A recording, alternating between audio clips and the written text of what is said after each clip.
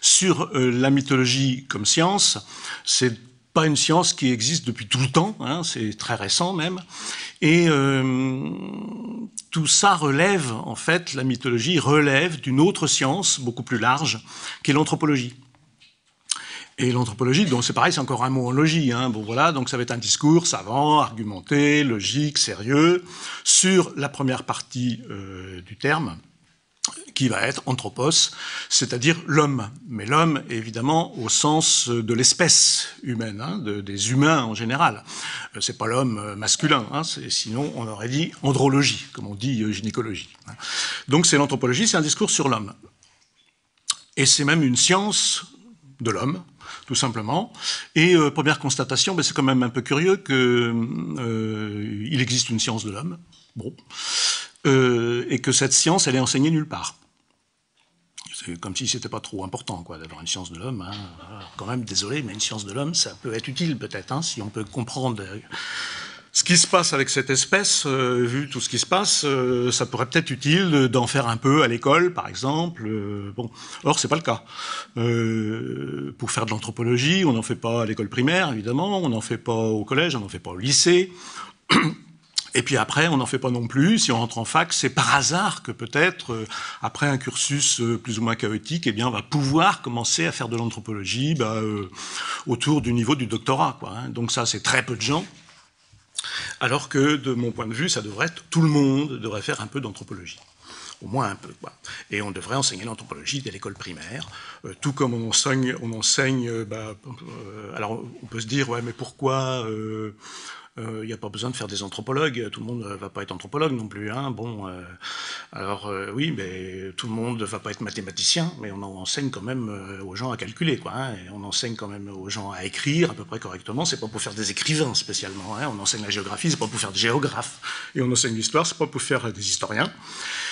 Alors il y en a dans le tas qui le deviennent, hein, mais on pourrait enseigner l'anthropologie simplement parce que c'est la science de l'homme, voilà, et que ça peut être utile, une science de l'homme. Alors l'anthropologie, eh bien, comment ça commence? En gros, on peut dire que ça commence avec ce qu'on appelle les grandes découvertes. Les grandes découvertes, c'est-à-dire les voyageurs, et puis ensuite les missionnaires et les colons qui arrivent pas tard derrière, les voyageurs qui sont partis d'Europe. C'est ça qu'on appelle les grandes découvertes, hein. C'est ceux qui partent d'Europe, parce que ceux qui parlent de Chine, qui sont partis de Chine, par exemple, on en parle beaucoup moins. Mais c'est comme ça historiquement. Et c'est des gens qui sont partis et qui ont découvert des mondes complètement inconnus. L'Océanie, voilà, l'Amérique, bon, et en découvrant ces mondes, ils ont découvert des gens qui étaient là. Et ces gens, il s'est très vite posé la question de savoir si c'était bien des humains. Et dans le doute, on les a appelés longtemps des naturels. Naturel, dans les récits de voyage, hein, les voyageurs rencontrent des naturels. Et ça dit bien ce que ça veut dire. Ça veut dire que c'est pas des gens qui sont dans la culture, ils sont dans la nature. Voilà. Quand ils parlent une langue, ils parlent. On comprend pas ce qu'ils disent. Voilà. Est-ce que c'est bien une langue d'abord, hein? C'est des sons, hein, voilà, mais on comprend rien. Donc ils parlent, c'est une espèce de borborigme, voilà, d'où l'origine du mot berbère et du mot barbare. Donc voilà, on voit assez vite que la rencontre entre les voyageurs occidentaux et puis ces autres peuples, peut-être n'a pas été toujours, évidemment, une rencontre de découverte réciproque dans l'émerveillement. Et la réflexion là-dessus commence, en gros, une réflexion argumentée, vraiment qui prend comme sujet ce qu'on a appelé les croyances, donc les mythes, mais je reviendrai sur ces termes, qui sont des termes extrêmement piégés. Ça commence en gros avec quelqu'un qui s'appelle Charles de Brosse. Donc je ne sais pas si vous connaissez Charles de Brosse, qu'on appelle aussi le président de Brosse, parce que c'était un magistrat. Hein, c'était un magistrat, et c'était un ami d'enfance de Buffon. Il est mort, Charles de Brosse, il est mort en 1777, facile à retenir. Et c'était, comme à l'époque, beaucoup de, disons, des savants de l'époque, c'était des gens qui s'intéressaient un peu à tout. Hein. Donc il était magistrat, lui, mais il s'intéressait à plein de trucs, et notamment, il s'intéressait beaucoup à la géographie, par exemple, d'où son intérêt pour les voyages. Lui-même n'a pas voyagé, mais voilà, il s'intéressait beaucoup à ça. Et on lui doit, par exemple, des termes comme Polynésie. C'est lui qui a inventé le mot Polynésie. c'est lui qui a inventé le mot austrasie, voilà, pour désigner des ensembles qui étaient nouvellement découverts et donc qui posaient des questions redoutables. Question redoutable, genre quand on a découvert l'Amérique, évidemment, la grosse question, c'est les Amérindiens. Il y a eu un gros problème tout de suite parce que, à l'époque, le livre qui expliquait le monde, c'était la Bible. Et donc, et les chrétiens pensaient qu'il y avait eu une révélation valable pour l'ensemble de l'humanité. Et là, d'un seul coup, on trouve un continent entier avec des tas de gens là-dedans qui n'ont jamais entendu parler de la Bible, n'ont jamais entendu parler de Jésus. Et du coup, la question, c'est comment se fait-il ? Si la révélation, elle est universelle, si elle est pour tous les humains, alors eux, ils sont passés à côté, donc c'est pas des humains. Ou donc, la Bible se trompe. Ah, alors, un gros problème. Hein. Bon. Et donc, voilà. Donc, lui, c'est un des premiers qui commence à réfléchir là-dessus. Alors, il se documente avec la documentation de l'époque, hein, évidemment, la documentation de l'époque. Donc, quelques récits recueillis en Afrique, quelques récits recueillis déjà en Amérique, et puis en Océanie. La mythologie antique, hein, donc grecque et puis égyptienne. Et tout ça était, jusqu'à lui, considéré comme incomparable. Incomparable au sens, on ne peut pas les comparer. C'est des choses qui n'ont rien à voir entre elles. Voilà, on ne va pas quand même comparer la mythologie grecque, qui est vraiment et les Grecs, qui sont quand même le parangon de la rationalité, l'invention de la philosophie, tout ça, on ne va pas comparer ça avec les naturels, qu'on a ensuite appelés sauvages. Quand même un peu de sérieux, quoi. Hein. Bon. Et donc lui, il a dit, c'est pas évident, c'est pas évident. Il a écrit en 1760 un livre qui s'appelle Le culte des dieux fétiches. Donc les dieux fétiches, les fétiches. Hein. Fétiche, vous savez peut-être que c'est un mot qui vient du portugais, feitiço, et que c'est de la même famille que factice. Hein, c'est la même racine. Hein. Et c'est les dieux, et factice, ça veut dire faux, tout simplement. Les dieux fétiches, c'est les faux dieux, parce qu'évidemment, il n'y a qu'un seul vrai dieu. Hein. Et il a réfléchi sur cette question de comment se fait-il qu'il y a un vrai Dieu qu'on connaît et puis on découvre des gens qui, eux, adorent des dieux fétiches, des faux dieux. Et il a eu l'idée de dire, en fait, c'est peut-être un peu comparable. Et peut-être que pour mieux comprendre à la fois ce que sont les mythologies classiques, hein, antiques, grecques, égyptiennes, etc., et puis ce qu'ont l'air de croire les sauvages, peut-être qu'il faudrait regarder ça d'un même regard. Et il a écrit en particulier dans son livre, là dont je viens de parler, qui a été réédité et que vous pouvez trouver, hein, et puis qui est même en téléchargement gratuit dans l'édition originale sur le site Gallica de la BNF. Culte Dieu fétiche, vous le trouverez. Et il dit notamment là-dedans, et c'est le grand point de son apport, en général, il n'y a pas de meilleure méthode, je le cite là, en général, il n'y a pas de meilleure méthode pour percer les voiles des points de l'Antiquité, donc la mythologie grecque, tout ça, peu connue, que d'observer s'il n'arrive pas encore quelque part sous nos yeux quelque chose d'à peu près pareil. C'est-à-dire, pour comprendre la mythologie grecque, peut-être qu'il faudrait regarder en Afrique, par exemple, ce qu'il en est des dieux fétiches et ce que disent les gens et comment ça fonctionne, tout ça. Et peut-être que, voilà, en comparant les deux, on comprendrait mieux. Alors, à l'époque, c'était absolument scandaleux. Du coup, il a publié son livre, il l'a pas publié en France parce que ça aurait fait un énorme scandale. Et ça a fait un scandale, voilà, parce que c'était juste complètement incroyable d'affirmer une chose pareille à l'époque. Et donc c'est le premier qui a dit, nous avons quelque chose de commun au point de vue de la mythologie avec les pires des sauvages, comme tels que regardés par les gens cultivés de l'époque. Et cette idée n'a pas pris du tout, parce que c'était juste une idée qui paraissait complètement idiote, abracadabrante. Et c'est une idée qui n'a pas pris. Voilà. Et il a fallu quasiment un siècle pour qu'un autre chercheur, un autre, essayiste, reprenne cette idée et la systématise. Et c'est quelqu'un qui s'appelle Taylor, T-Y-L-O-R. Et Taylor, au XIXe siècle, a écrit le premier livre dans le titre duquel apparaît le mot anthropologie. Et c'est un livre important parce que, alors lui, il explique qu'il y a une chaîne ininterrompue entre ce que nous appelons maintenant les mythes des naturels, sauvages, et puis les mythes des Grecs, Égyptiens, et peut-être nos propres façons de voir le monde. Et donc ça, à ce moment-là, comme un siècle avait passé, comme on avait découvert de plus en plus de gens, qu'on avait fini par admettre que quand même c'était des humains, c'est passé beaucoup mieux. Et surtout, il a, en réfléchissant à cette, disons, à cette continuité, cette chose en commun qu'il y a peut-être entre tous les humains finalement, de quelle que soit leur époque, quel que soit leur continent, leur langue, etc. Il y avait peut-être quelque chose en commun, et cette chose en commun, il l'a appelée culture. C'est le premier qui utilise le mot culture au sens où nous l'utilisons maintenant en parlant des cultures, voilà, des cultures amérindiennes par exemple, voilà, ou de la culture, je sais pas moi, des Bororo. Bon. Et il définit la culture, il donne une définition qui est celle-ci, c'est l'ensemble complexe comprenant le savoir, la croyance, l'art, la morale, la loi, la coutume et toute autre capacité ou habitude acquise par l'homme en tant que membre d'une société. C'est la définition que nous gardons en gros de la culture, c'est toutes façons de faire, les façons de voir, les façons de réfléchir, les façons d'être, comment on s'habille, comment on mange, tout ça, tout ce qu'on peut observer dans toutes les cultures du monde, eh bien on va appeler ça culture. Avant, c'était pas comme ça. C'était la première fois, donc, en 1871, il a écrit un livre qui s'appelle Primitive Culture, la culture primitive, au singulier, s'il vous plaît, pour regarder, pour embrasser d'un seul regard tout ce qu'on pouvait savoir à son époque de toutes les cultures du monde.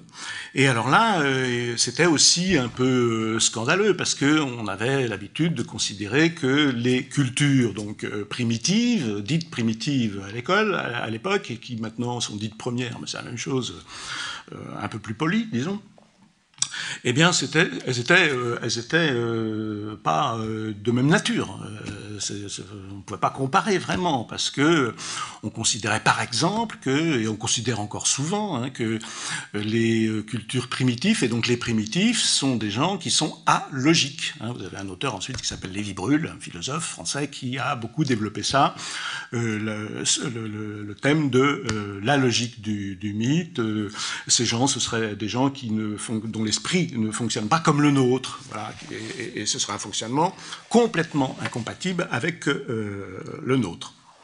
Et donc, alors ensuite, ça, je vous parle juste des premiers qui ont commencé à réfléchir sur ces questions et qui ont utilisé la matière mythique, et donc les contes, toutes les traditions orales, pour réfléchir sur cette question. Ensuite, il y en a eu beaucoup d'autres. Alors, je ne vais pas évidemment vous faire l'historique complet parce que ce serait terrible, mais je vais en citer au moins un autre parce que vous le connaissez peut-être déjà, et puis vous pouvez trouver son grand œuvre qui s'appelle Le Rameau d'Or, et c'est James Fraser, voilà, Fraser, qui, lui, il est mort on avance dans le temps, il est mort en 1941, et lui, il a, lui aussi, avec une érudition absolument folle, il avait tout lu, tout lu dans le monde de l'anthropologie, de l'ethnologie, des traditions, de ce qu'avaient recueilli les missionnaires, les voyageurs, les administrateurs coloniaux, tout ça. Il avait tout lu, et donc il essaye de faire de tirer de ça une vision globale de l'ensemble des cultures du monde, voilà, en particulier en ce qui concerne les mythes et la mythologie. Et puis ben voilà, ça c'est le début d'une tradition, disons, qui perdure, et qui est une tradition qu'on appelle donc l'anthropologie, et ces gens faisaient de l'anthropologie, voilà. Certains sans le savoir, et puis d'autres en le sachant parfaitement, comme Tyler, qui a lui-même inventé le terme anthropologie dans ce sens-là. Et du coup, quand on regarde un peu rétrospectivement, on s'aperçoit que tous les gens qui se sont occupés de cette question, en gros, on peut résumer en disant bon, comment se fait-il que les cultures soient différentes? C'est pas obligé, on pourrait tous avoir dans le monde entier le même genre de culture, parler une seule langue, pourquoi on parle plusieurs langues? Bon, pas obligé non plus. Bon. Comment ça se fait? Voilà.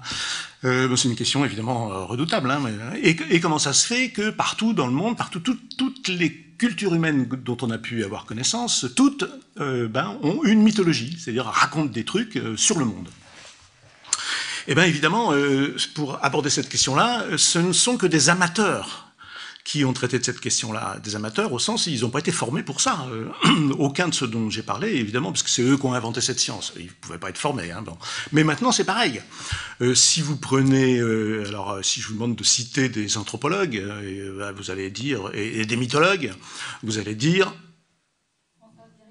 Françoise Héritier, qui n'est pas du tout, qui n'a pas jamais été formé spécialement au départ à l'anthropologie, ou d'autres. Lévi-Strauss, professeur de philosophie, qui part en Amérique à cause du contexte politique et qui est pas du tout préparé à ça, forcément, parce qu'il n'y avait pas de préparation. Mais c'est encore vrai avec quelqu'un comme Philippe Descola, par exemple, qui tient la chaire de Lévi-Strauss au Collège de France. Ben, il n'a pas suivi des cours d'anthropologie pour devenir anthropologue. Il a lui aussi suivi des cours de philosophie. C'est un philosophe au départ, quoi. Et on voit que l'immense... Maurice Godelier, c'est pareil, philosophe au départ. Donc on s'aperçoit que une énorme quantité d'anthropologues qui se sont spécialisés dans l'étude des mythes, n'avaient aucune formation, sinon, quand ils en avaient une, c'est une formation de philosophe, très souvent et presque en général, quoi. Parce qu'il n'y avait pas de formation. Alors Françoise Héritier, j'ai dit qu'elle n'avait pas de formation. Si, elle avait une formation, mais en égyptologie. Bon, c'est pas faire de l'égyptologie, apprendre à déchiffrer les hiéroglyphes, c'est pas le meilleur, a priori, ça semble pas le meilleur moyen pour aller faire l'ethnographie des Mossi, comme elle l'a fait, quoi. Bon, voilà. Ou on est dans la salle Germaine Tillon, là, hein, donc voilà, c'est pareil. Germaine Tillon, qui est devenue anthropologue des Berbères, et puis aussi un peu des Touaregs, voilà, elle n'a pas été spécialement préparée pour ça. Enfin, si, elle avait appris le berbère à l'INALCO, mais bon, à l'école des langues orientales, avant de partir, mais quand elle a su qu'elle partait, mais c'était pas du tout prévu au programme. Hein. Et donc, ces gens, en fait, comment ils font? Parce que ça paraît curieux quand même. Hein, une science d'amateurs, en fait. Hein, une science composée de gens qui sont là par hasard. Bon. Et qui pratiquent cette science par hasard. Ça ne veut pas dire que c'est pas du tout méprisable, hein, le terme amateur. Hein, c'est des gens qui aiment quelque chose, hein, quand même. Hein, bon. Donc, mais quand même, c'est des gens qui ne sont pas des professionnels formés longuement pour devenir ce qui est devenu leur métier. Et en général, quand ils racontent comment ça se passe, eh bien le schéma classique, hein, il est très simple, c'est que c'est des gens qui partent de chez eux, qui quittent l'Europe en général, et qui vont très loin. Voilà, Lévi-Strauss chez les Bororo, Françoise Héritier, on a dit, chez les Mossi notamment, Maurice Godelier chez les Barouillas en Papouasie-Nouvelle-Guinée. Donc voilà, les gens, ils se barrent et ils vont très très loin, et puis ils se retrouvent dans un petit groupe d'humains qui sont là, et auxquels ils connaissent rien. Mais ce qui s'appelle rien. Et donc, en général, ce qui se passe, c'est qu'ils s'installent à côté, pas trop loin, pour qu'ils soient visibles, et puis ils campent là, et puis ils attendent.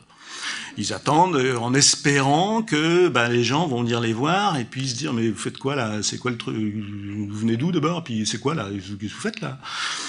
Et c'est assez souvent ce qui se passe, parce qu'on a un peu pitié d'eux, là. Ils sont là, ils sont complètement démunis quand même. Hein. Bon, et on s'aperçoit très vite qu'effectivement, ils sont complètement niais, parce qu'ils ne parlent pas la langue, ils comprennent rien, faut tout leur expliquer, ils savent pas se nourrir, ils savent rien, quoi, débiles complets. Bon, ils font conneries sur conneries, parce qu'évidemment, alors voilà, ils vont marcher sur une pierre qui était la pierre sacrée, sur laquelle ça n'a jamais marché. Bon, il faut bêtise sur bêtise, et ils sont comme des enfants. Voilà.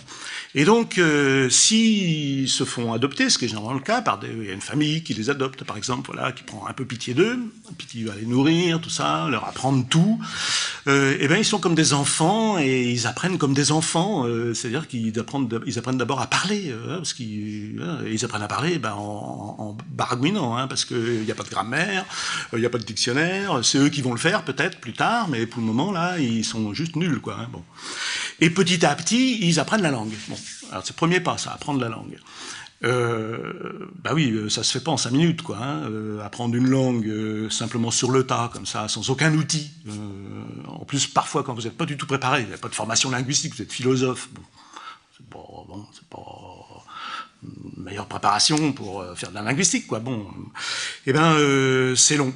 Voilà, c'est long, ça peut prendre 1 an, ça peut prendre 2 ans, et puis ça peut prendre toute la vie, hein, pour certains. Et ça explique notamment que ces gens... et alors après, une fois qu'ils ont appris la langue, bon, bah, c'est bien joli, c'est pas leur but en fait d'apprendre des langues. C'est pas des linguistes ces gens-là, c'est pas ça vraiment qui les intéresse. La langue, c'est un outil, c'est le moyen de trouver autre chose. Et ce qu'ils cherchent, c'est qu'est-ce que les gens ils disent avec leur langue, et puis comment ils se comportent dans le monde, voilà, comment ils font tout. Voilà. Quand quelqu'un meurt, qu'est-ce qu'ils font? Quand il y a une naissance, qu'est-ce qu'ils font?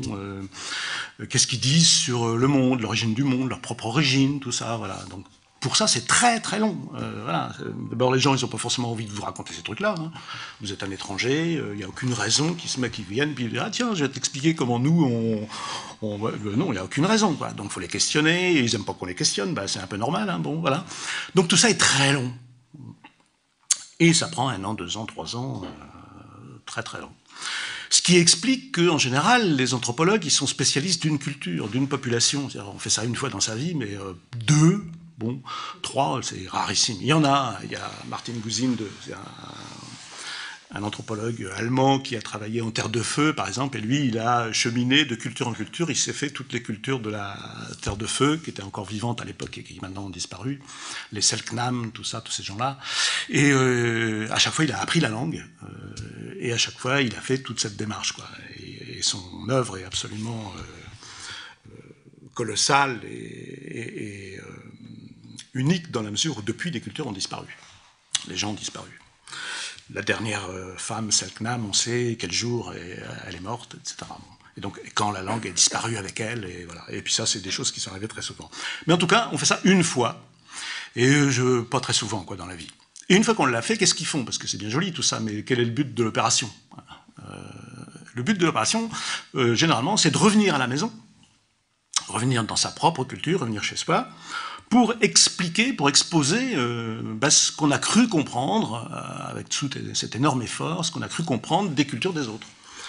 Et donc pour ça, ils font des articles dans des revues spécialisées, ils font des conférences, ils font des expositions, ils ramènent des trucs qu'on met dans les musées de l'homme, voilà, maintenant du Cabranly, ils font des livres. Hein, il faut une monographie, généralement, de la culture dans laquelle ils étaient. Maintenant, ils font des films. C'est pratique parce que voilà, si les gens ils dansent, par exemple, pour expliquer comment ça se passe, c'est mieux d'avoir un film que de raconter par écrit. Bon, voilà. Mais en gros, ils reviennent pour exposer dans leur propre milieu d'origine ce qu'il en est dans cette culture là-bas, les Bororo, les Barouya, etc. Et oui, d'accord, mais pourquoi? Bon, d'accord, c'est intéressant, mais tout est intéressant. Hein, bon, voilà, c'est une spécialité comme une autre. Bon, voilà. L'idée qu'ils ont derrière la tête, les anthropologues, et l'idée de l'anthropologie en général, c'est que comme ça, on va comparer. Parce que ce que je viens de décrire, en fait, c'est plutôt, on peut dire que c'est un travail d'ethnologue ou d'ethnographe. L'ethnographe, c'est celui qui va sur le terrain, puis qui grapheine, hein, qui écrit tout ce qu'il voit. La caricature de l'ethnographe, c'est le type avec son petit carnet. Hein, bon, voilà. Vous avez un masque des Dogons, il y a le masque de l'ethnographe. Hein. Donc les types, ils mettent, pour certaines fêtes, ils mettent sur la tête, hein, et c'est Griaule, c'est Marcel Griaule qui est représenté, et on le reconnaît parce qu'il a un petit carnet. Exactement comme dans les églises, on reconnaît les saints à leur attribut. Hein. On reconnaît Saint-Laurent parce qu'il a un grill, vu qu'il a été brûlé, il a été martyrisé, il a été brûlé vif sur un grill. Et donc, dès que vous voyez un bonhomme avec un grill, vous êtes sûr que c'est Saint-Laurent. Bon. Et vous voyez un bonhomme qui remonte sa robe de bure, et puis un chien qui lui lèche une pièce, voilà, c'est Saint-Roch, etc. Donc il y a des attributs. Là, c'est l'attribut de l'ethnologue, c'est le carnet. Hein. Et donc voilà, c'est les ethnologues. Mais l'anthropologue, lui, il fait la même chose. Pas toujours, mais généralement il fait la même chose. Et en plus, il utilise les travaux des autres ethnologues, parce que, comme je le disais, on ne peut pas faire ça 36 000 fois. Et puis quand même, les cultures dans le monde, il y en a beaucoup. Si vous voulez comparer les cultures en général, actuellement, il y en a quelque chose comme 6500, quoi. Donc là, déjà, si 3, on n'y arrive pas, on ne va pas le faire. Donc, pour comparer, il faut utiliser les travaux des autres. C'est-à-dire, il y a des bibliothèques qui sont remplies de du résultat de cette prise de notes sur les carnets qui a été mis au propre et qui font les monographies de milliers de cultures du monde. Il les compare pour trouver quelque chose, pour répondre à la grande question de l'anthropologie, qui est la question des universaux. C'est-à-dire que derrière l'immense diversité des cultures, eh ben, est-ce qu'il n'y a pas quelque chose de commun? Est-ce qu'il n'y a pas quelque chose d'universel? Et quoi? Voilà. Et ça, c'est une question qui est terrible. Hein. C'est très difficile de répondre à ça. Alors, il y en a des universaux. Hein. Par exemple, un universel qui est très largement répandu, puisqu'il est universel, et qui, du coup, nous concerne particulièrement, c'est l'ethnocentrisme. Considérer que notre culture, c'est le modèle par lequel il est indispensable, il est nécessaire, logique, normal, voilà, de considérer le monde. Et que les cultures des autres, en gros, se trompent. Voilà.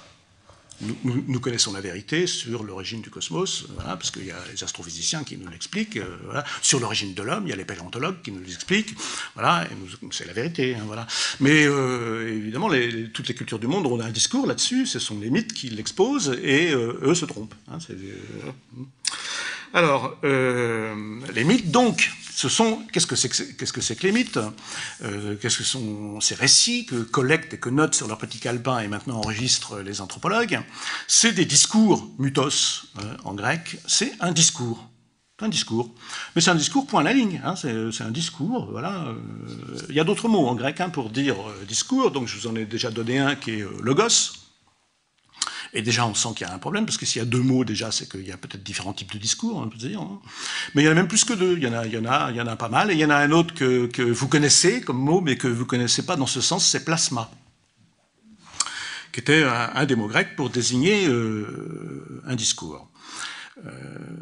Mais ces mots, il se trouve qu'ils ont changé de sens, parce que quand on dit les Grecs, c'est pareil, quand on dit les Grecs, ça dure 1000 ans, hein, c'est quand même pas rien, quoi. Et donc les mots évoluent, la culture grecque, c'est pas un truc monolithique qui bouge pas pendant, voilà, on se réfère quand en Grèce, hein, parce que si c'est au 7e siècle avant notre ère, c'est pas pareil que la Grèce tardive, quoi. Hein. Bon voilà, donc quand même, il s'est passé des trucs, hein. Les gens, ils ont évolué, le vocabulaire a évolué, et c'est ce qui s'est passé pour le mot mythe.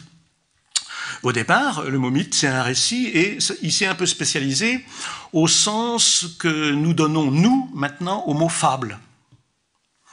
La meilleure preuve, c'est que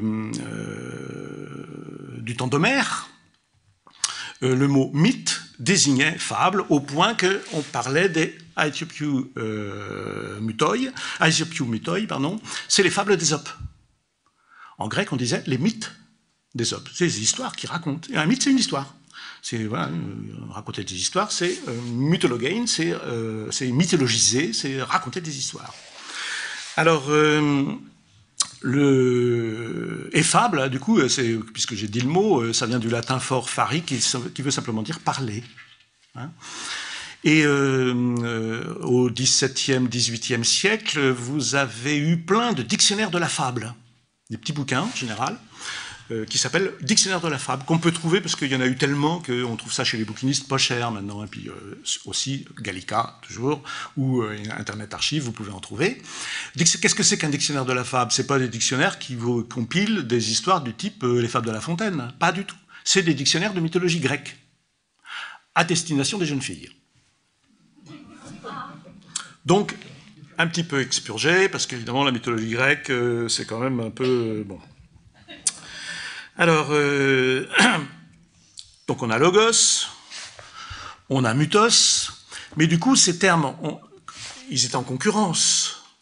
Et comme toujours dans les langues, quand il y a des termes en concurrence, eh ben, ils vont se spécialiser.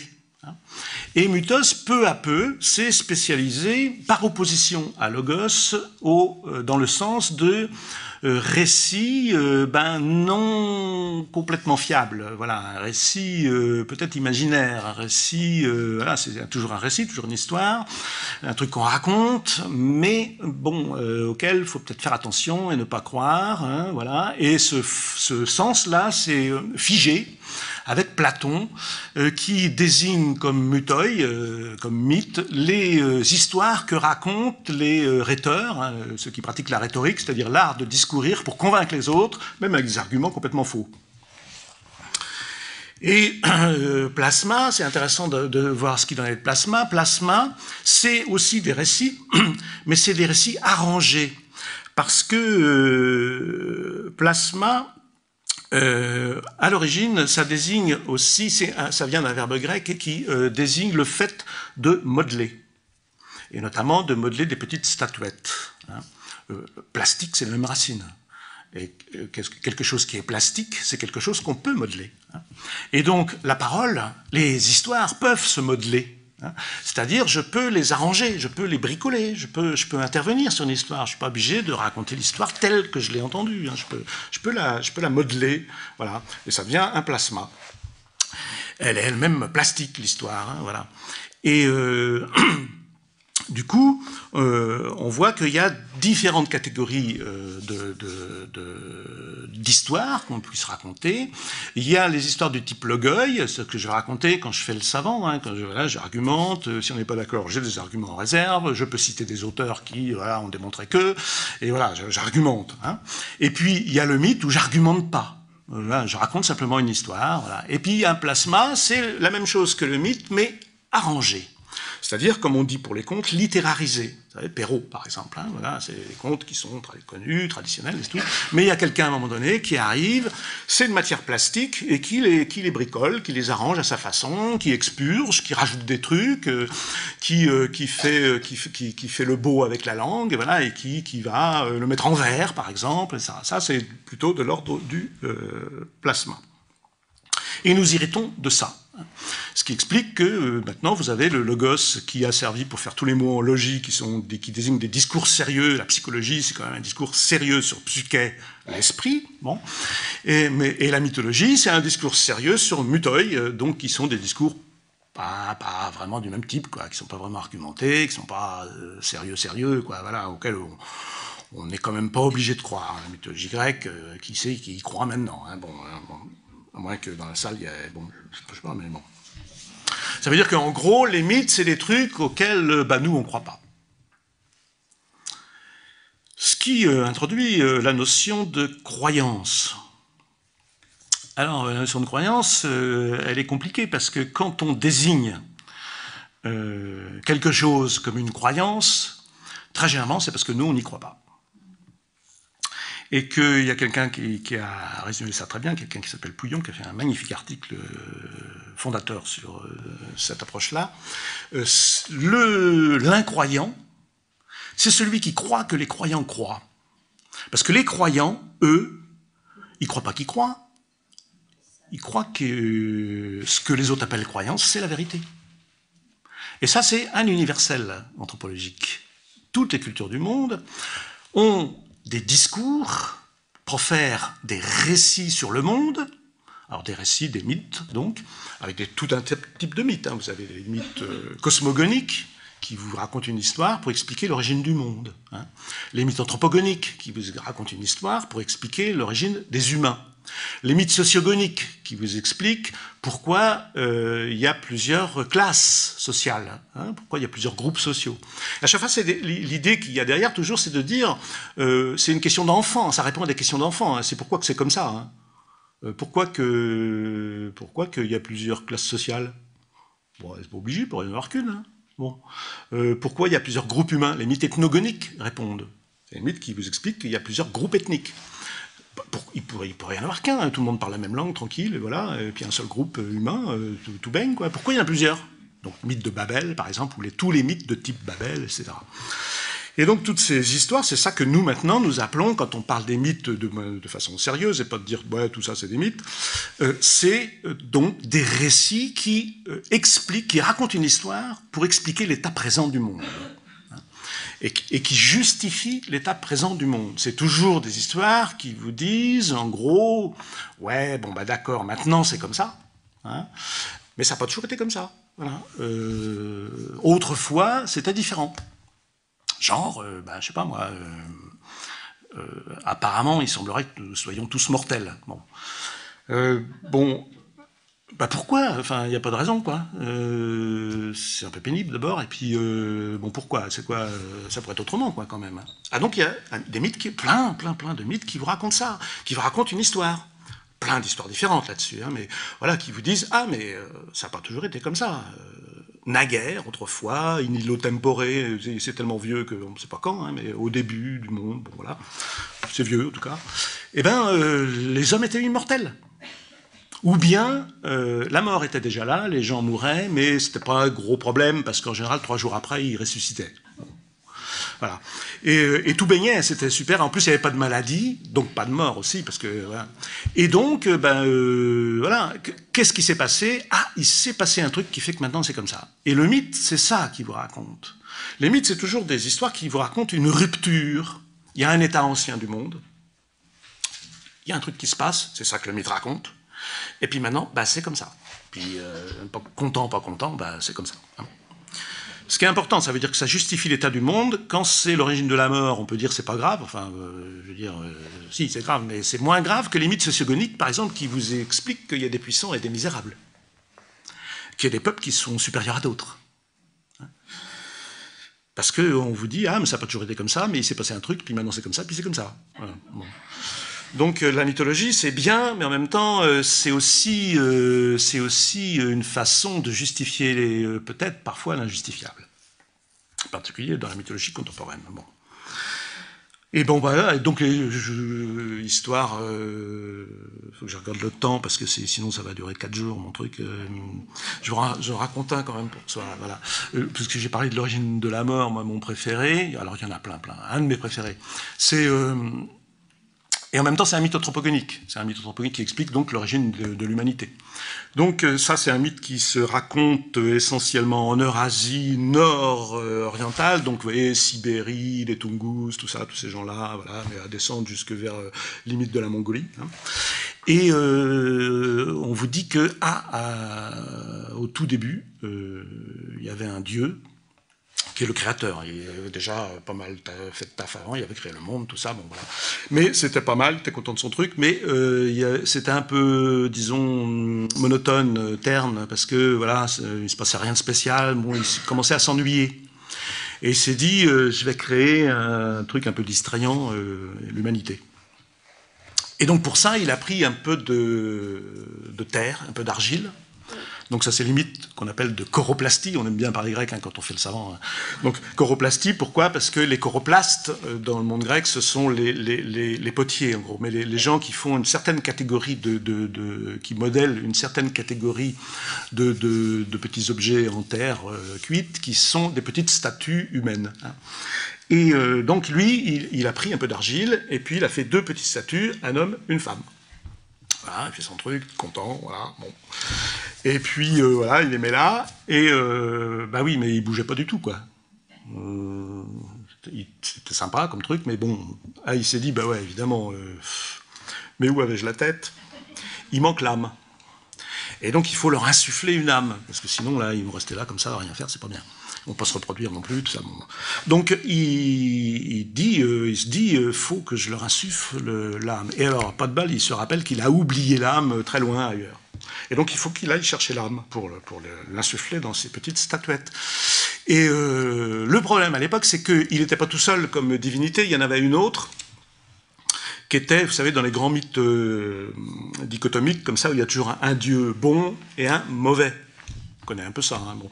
Et donc, le mauvais, généralement, il intervient, et puis, à chaque fois qu'il intervient, il fait des conneries, il détruit ce que l'autre a fait, il le modifie, c'est moins bien après, ou il essaye d'imiter. Il essaye d'imiter, puis c'est raté à chaque fois, quoi, genre, le dieu bon, sympa, et ben lui, il crée l'abeille, c'est super l'abeille, le miel, tout ça, bon voilà, et l'autre, il veut faire pareil, pof, il fait le frelon, quoi, bon voilà, à chaque fois, c'est pareil, quoi, à chaque fois qu'il intervient, c'est la cata. Et dans la région dont je vous parle, ce dieu-là, qui est donc le dieu mauvais, quoi, hein, il s'appelle Erlik. Et Erlik, dans les langues de cette partie-là du monde, ça veut dire la mort.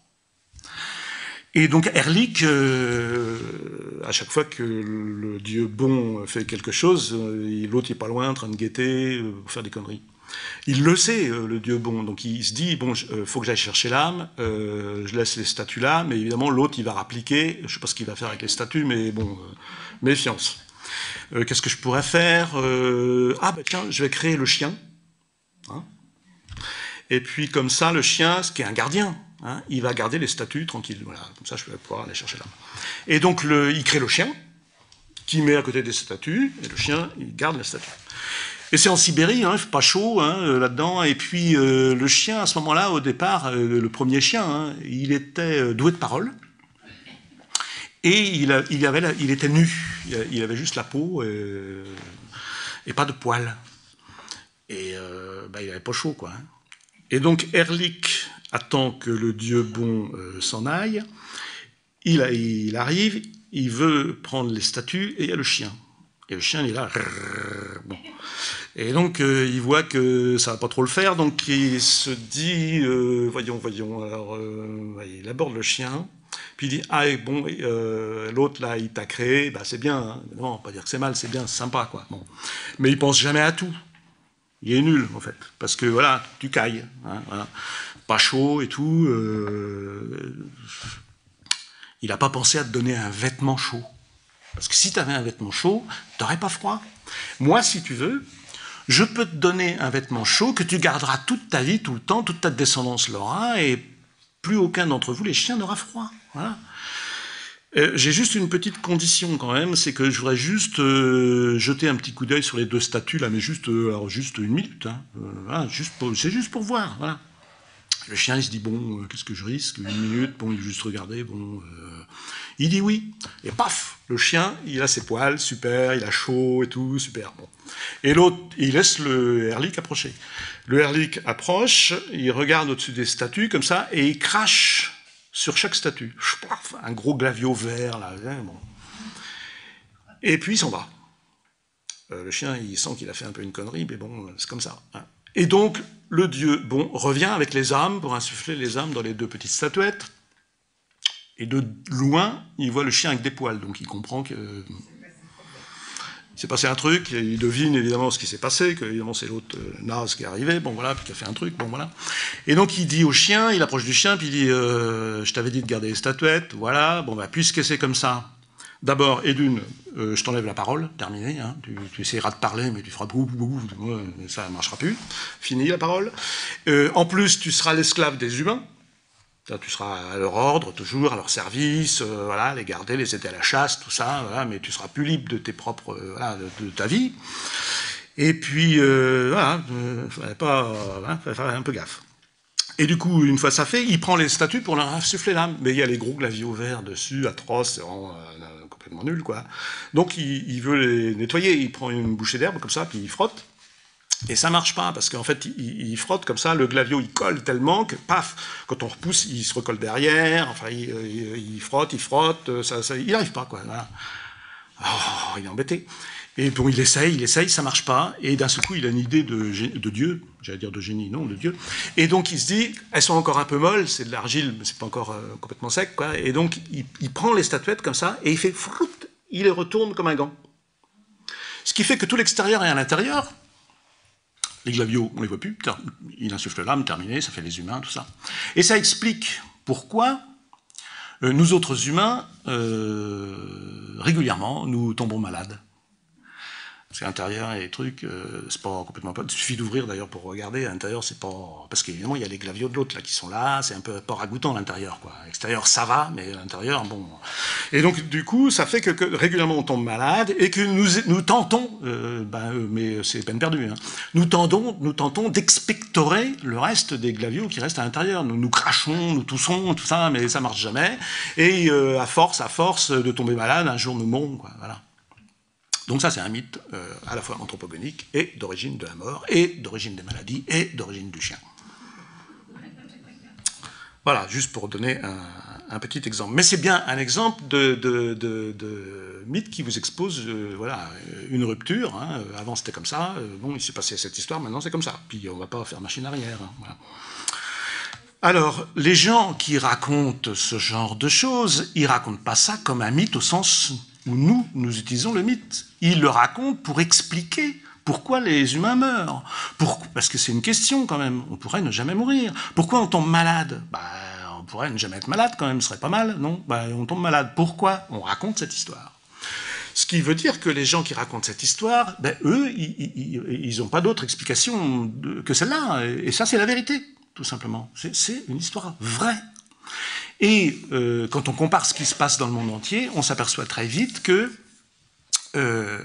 les mythes sont toujours des histoires qui disent le vrai au sein des sociétés dans lesquelles elles sont narrées. Voilà. Le mythe dit toujours le vrai. Ce qui fait que les gens qui les racontent et les gens pour lesquels c'est le vrai ne peuvent pas les reconnaître comme mythes. Ce qui veut dire que le seul moyen de les reconnaître comme mythes, c'est de les comparer, de comparer les cultures et de s'apercevoir que, ah ben eux ils disent ça pour expliquer la mort, mais eux ils disent autre chose. Ah. Donc c'est deux histoires différentes qui ne sont pas compatibles. Voilà. Il y a une explication, mais il ne peut pas y en avoir 36. Tout comme à propos des divinités. Voilà. Si pour les mythes soit anthropogoniques, soit cosmogoniques, le monde a-t-il été créé? Et si oui, par qui? Vaste question, hein. Eh bien, vous avez des gens qui vous racontent une histoire pour ça, qui disent oui, oui. Alors maintenant, il y a des gens qui disent non, non, il n'a pas été créé. Hein. Tout ça, c'est... Non. Mais il y a des gens qui racontent... Mais ceux qui disent qu'il n'a pas été créé racontent aussi une histoire hein, pour expliquer l'origine du monde. Mais ceux qui pensent qu'il a été créé vont raconter une histoire en disant, ben voilà, à l'origine, il y avait un dieu, ben, c'est le plan que je viens de vous raconter là, hein, il y avait un dieu qui, et blablabla, racontait une histoire, il a créé le monde pour X raisons, voilà. Mais d'autres vont vous dire, non, non, non, non, non, en fait, c'est deux dieux. Voilà. Et à eux deux, ben, ils ont créé le monde qu'on connaît tel qu'il est. Il y en a un qui faisait des trucs bien, l'autre qui faisait un peu aussi ce que j'ai raconté, l'autre qui soit complétait, ce qu'on appelle j'oublie le nom. Enfin, il complétait, il rajoutait des petits trucs et tout, ou il en dézinguait d'autres, et le résultat, c'est le monde tel qu'il est. Mais d'autres vont vous dire, mais non, c'est pas deux dieux comme ça, masculins, c'était un couple divin. Hein. Il y avait un dieu masculin, un dieu féminin, ils formaient un couple, et c'est en coïtant, par exemple, qu'ils ont créé le monde, où voilà, à eux deux, ils ont fait le monde. Puis d'autres vont vous dire, mais non, mais pas du tout. Il y en avait plusieurs, il n'y avait pas que deux, il y a toute une famille de dieux qui s'y sont mis pour créer le monde. Hein, voilà. Puis d'autres vous dire, mais non, c'est pas une famille, ou je sais pas moi, une dizaine, comme ça, c'est pas sérieux. Non, non, il y en avait des centaines, en réalité, des dieux. Et puis d'autres vous dire, non, mais des dieux, il y en a des milliers, ou des dizaines de milliers, ou des millions, comme au Japon. Les kami. Hein. Et donc, on voit tout de suite que les gens qui disent ça, pour eux, ils disent la vérité. Mais nous, si nous avons toutes ces histoires les unes à côté des autres, notamment grâce à l'écriture, bon, si nous avons toutes ces histoires les unes à côté des autres, nous voyons tout de suite qu'elles ne peuvent pas, quoi qu'on en pense de ces histoires, elles ne peuvent pas être toutes vraies. C'est un dieu, c'en est deux, un couple, 10, 20, 30, 10 000, enfin, ou pas du tout. Bon, les gars, il faut choisir là. Hein, ça ne peut pas être tout vrai, ça. Hein. Donc on voit tout de suite que y a sans doute des histoires là-dedans qui sont fausses, du point de vue de celui qui pense que, ou de celle qui pense que moi je connais l'histoire qui est vraie. Et donc on a tout de suite un problème qui est que comment fait-on pour reconnaître les mythes? Par comparaison. Et en fait, la comparaison, elle s'opère par deux moyens. Elle s'opère par un moyen commun, mais avec deux déclinaisons. Une déclinaison double, qui est... le moyen, c'est la distance. Si j'y crois pas, c'est que j'ai une distance par rapport à cette histoire. Sinon, j'y crois, c'est simplement pas une histoire, c'est la vérité. Et cette distance, comme toutes les distances, elle peut être de deux types. Elle peut être géographique ou temporelle. Et du coup, on comprend combien il est facile de reconnaître les mythes grecs. Parce que là, les mythes grecs, les Grecs, c'est quand même, il y a un petit moment. Hein, là, on a une bonne distance temporelle. Quand on regarde ce qu'ils racontaient sur l'origine du monde, de l'homme, de tout ce que vous pouvez imaginer, eh bien, on voit bien que ce qu'ils racontaient, c'est des mythes. Ça se voit tout de suite. Comme dit Lévi-Strauss, un mythe, c'est une histoire qu'on reconnaît comme telle dès qu'on l'écoute ou dès qu'on la lit. Hein. On voit tout de suite que c'est des mythes. Voilà. Et du coup, ça pose un problème. C'est un gros problème qui était pour notamment Fraser, dont je vous ai parlé, c'est comment se fait-il que les Grecs, alors quand même les Grecs, quoi, attention, hein, les Grecs, c'est quand même la logique. Logos, ça vient de logos aussi, hein, la logique, l'invention de la logique, de la science en général, de la philosophie en général, de la rationalité en général, bonjour, quoi. Hein, voilà, et puis nous héritons des Grecs, voilà, nous sommes les héritiers comme nous disent tous les gens qui défendent le grec à l'école, ça fait partie de notre culture, voilà, nous sommes les héritiers des Grecs, quoi. Et les Grecs, c'est les parangons de la rationalité, du regard objectif sur le monde, etc. C'est eux qui ont introduit tout ça. Comment se fait-il que les mêmes racontaient ce ramassis de balivernes? Les mythes grecs. Hein. Ben, c'est quand même bizarre. Comment des gens qui, si je peux dire, d'une main inventent la logique et de l'autre main, ils racontent des mythes tout complètement débiles. Quoi. On voit tout de suite que c'est débile. Qui peut croire les histoires de Zeus, les coucheries, là, tout ça, les métamorphoses pour draguer les filles et tout. Enfin, ben, il y en a qui y croient, là. Bon. On peut pas croire des trucs pareils, quoi. C'est pas possible, quoi. Et donc, c'est un gros problème, ça. Comment ça se fait? Alors, on a trouvé une solution, c'est de dire que, ouais, mais les Grecs, attends, justement, ils sont dans leur époque, les Grecs. Hein, c'est-à-dire qu'ils introduisent la rationalité, ils introduisent le logos au sens discours scientifique, ils introduisent un usage de la raison, tout ça, la philosophie, la réflexion sur le monde et tout. Mais en même temps, ils ont encore un pied dans le monde primitif. Voilà. Donc ils font ce qu'ils peuvent, quoi. Ils sont sur le bon chemin, hein, le bon chemin qui va conduire à ce que nous sommes nous maintenant. Mais voilà, c'est pas ça encore, quoi. Voilà. Donc ouf, on sauve le truc. Bon voilà, ça c'est un discours de Fraser entre autres. Et bah oui, mais après on s'est aperçu que quand on regarde dans les campagnes, lui c'était les campagnes anglaises, et ben les gens qui étaient dockers, qui étaient paysans ou les gens même cultivés croyaient aussi des trucs, racontaient aussi des trucs. Pas beaucoup plus brillant que ce que racontaient les Grecs, quoi. Hein. Et donc, alors du coup, comment se fait-il, quoi? Parce que les Grecs, on comprend parce qu'ils étaient à leur époque, mais là, les gens, mes voisins, on vit quand même dans un monde quand même où on a quand même compris que tout ça c'était des balivernes, et eux, ils continuent. Ah, bon, gros problème là encore. Hein. Là, on a eu beaucoup de mal. Et en tout cas, distance temporelle, ça permet de comprendre, d'immédiatement identifier comme mythe la distance, c'est l'altérité. On considère les autres comme des autres. Pas comme des alter-ego, comme des autres. Ils sont pas pareils, vraiment. Hein. Ils sont bizarres, quand même. Hein. Bon. Et donc, on voit tout de suite. Pour les Égyptiens, c'est pareil. Hein. Voilà. Puis toutes les mythologies antiques, on voit bien quoi, que tout de suite, qui peut croire Anubis, le mec avec une tête de chien et tout. Mais bon, on voit bien que c'est des mythes. Voilà. Et distance temporelle, sinon, hein, distance géographique. Ils sont très loin. Hein, et donc là, c'est pareil, quand on regarde les Barouillas en Papouasie-Nouvelle-Guinée, qu'a étudié Godelier, quand on regarde ce qu'ils racontent, on se dit, non mais je rêve. Quoi. Bon, on voit bien tout de suite que c'est des mythes. Quoi, voilà. On le voit très bien. Et évidemment, vous voyez tout de suite aussi que ça pose un énorme problème, parce que, puisque c'est l'altérité qui permet de reconnaître les mythes et la mythologie, puisque c'est la distance qui permet de reconnaître les mythes et les mythologies, eh bien, c'est facile de reconnaître les mythes et les mythologies comme tels de tous les peuples du monde, mais il existe un peuple dans le monde avec lequel nous n'avons aucune distance, ni géographique ni temporelle, c'est nous.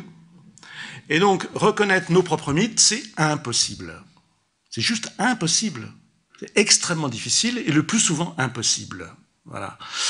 D'où la croyance et d'où le mythe, le plus terrible de tous les mythes peut-être, qui est de penser que nous nous sommes, nous, débarrassés de la mythologie.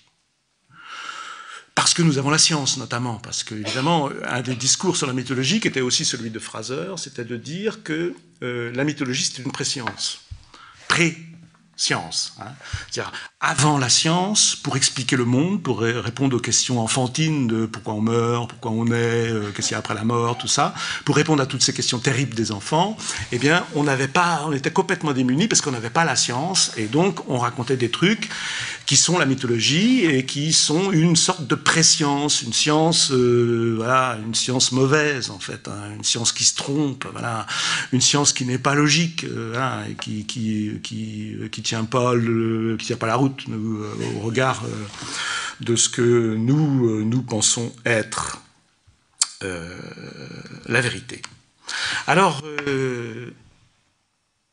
dans les récits qu'on raconte sur le monde, pour expliquer pourquoi il est comme ça, et tout, hein, pourquoi on a 5 doigts, pourquoi quand le soleil se lève, généralement la lune se couche, tous ces trucs, hein, voilà. Et ben, pourquoi il fait nuit, la moitié du temps, et puis toutes ces questions toutes simples. Nous avons dans le monde une série de récits qui racontent une histoire pour expliquer pourquoi c'est comme ça. Et une catégorie de ces récits a été notée dans les livres, qui sont depuis considérés, et encore maintenant, par plein de gens, comme des livres sacrés. Donc la Bible, c'est une anthologie de mythes. Hein. Le Coran, c'est une anthologie de mythes. Le Rig Veda, tout ça c'est des anthologies faites par plusieurs auteurs, entre parenthèses, non. Et au cours du temps, ça a pris du temps, mais c'est des anthologies, c'est des recueils de contes. Hein, voilà. Le problème, c'est que, évidemment, ces recueils de contes servent de base, mais comme tous les mythes, pour aborder le monde et pour justifier l'état présent du monde, notre condition humaine, tous ces genres de choses. Et ils sont associés, pour une partie du monde, à des rituels qui vont avec, à parfois une hiérarchie qui prend en charge l'observation des rituels, qui prend en charge la bonne conduite en fonction de ce qui est écrit en fonction de ces recueils, de ces anthologies de mythes. Et du coup, c'est ce que nous appelons religion. Et religion, évidemment, si je prononce le terme, il suffit peut-être de lire un peu les journaux, d'écouter la radio, voir la télé, tout ça, pour voir que ce terme, actuellement, disons, est source de problèmes. Et donc, il est peut-être bon de se demander, avec un regard anthropologique, évidemment, qu'est-ce que c'est que la religion ? Outre le fait que c'est quelque chose, façon d'être au monde, collective, qui s'appuie sur ces anthologies dont je parlais. Alors, un bon moyen pour aborder des questions de ce genre, de mon point de vue, c'est d'utiliser, je l'ai déjà fait plusieurs fois pour mythe déjà, l'étymologie. L'étymologie, c'est l'histoire des étymons. C'est un discours sur les étymons, c'est un discours sur les origines des mots. Hein. Alors attention, parce que l'étymologie, il y a beaucoup de gens qui utilisent l'étymologie pour vous dézinguer. Hein. C'est-à-dire que dès que vous avez une question compliquée, comme ça, ils sortent leur pistolet à étymologie et ils vous disent « Ouais, mais l'origine du mot, c'est ça, et c'est ça que ça veut dire, point. » Bon, oui, d'accord, mais à l'origine peut-être, ou à certains moments peut-être. Bon, l'origine d'abord, est-ce qu'on la connaît? Et puis les mots changent de sens, puisqu'on avait dit, qu'on a déjà vu que le mot mutos, ça désigne une histoire vraie, plus que vraie, puisque c'est la vérité, tout simplement, et que maintenant nous utilisons, nous, le même terme pour dire c'est des cracks. N'importe quoi. Bon, il y a bien eu une histoire du mot, donc même si l'origine du terme, elle est telle que je l'ai exposée, c'est pas le tout du sens du terme. Mais ça nous permet de réfléchir, l'étymologie. Ça nous permet de voir que ce que nous croyions comme évident ne l'est pas, et que si on regarde un peu dans le temps, l'évolution du terme, ça a beaucoup bougé, qu'il y a tout un tas de trucs autour qui bougent avec, et que du coup, ça nous éclaire sur notre façon, parce que nous sommes juste à une étape de l'évolution du vocabulaire, de la langue et de tous ces trucs-là. Hein. Donc, c'est pas l'aboutissement. Hein. Ça va encore changer. Bon. Donc ça permet un peu de relativiser les affaires et d'avoir une posture anthropologique, c'est-à-dire celle qui consiste à faire un pas de côté par rapport à ce que nous croyons être la vérité, c'est-à-dire d'essayer de nous déprendre de ce que je disais tout à l'heure comme étant un universel fondamental, l'ethnocentrisme, de penser que nous, on a raison, et les autres, ils ont tendance à se tromper. Alors, religio, parce que là, c'est pas un mot grec, il n'y a pas de mot en grec pour dire religion. Ah. C'est un mot latin.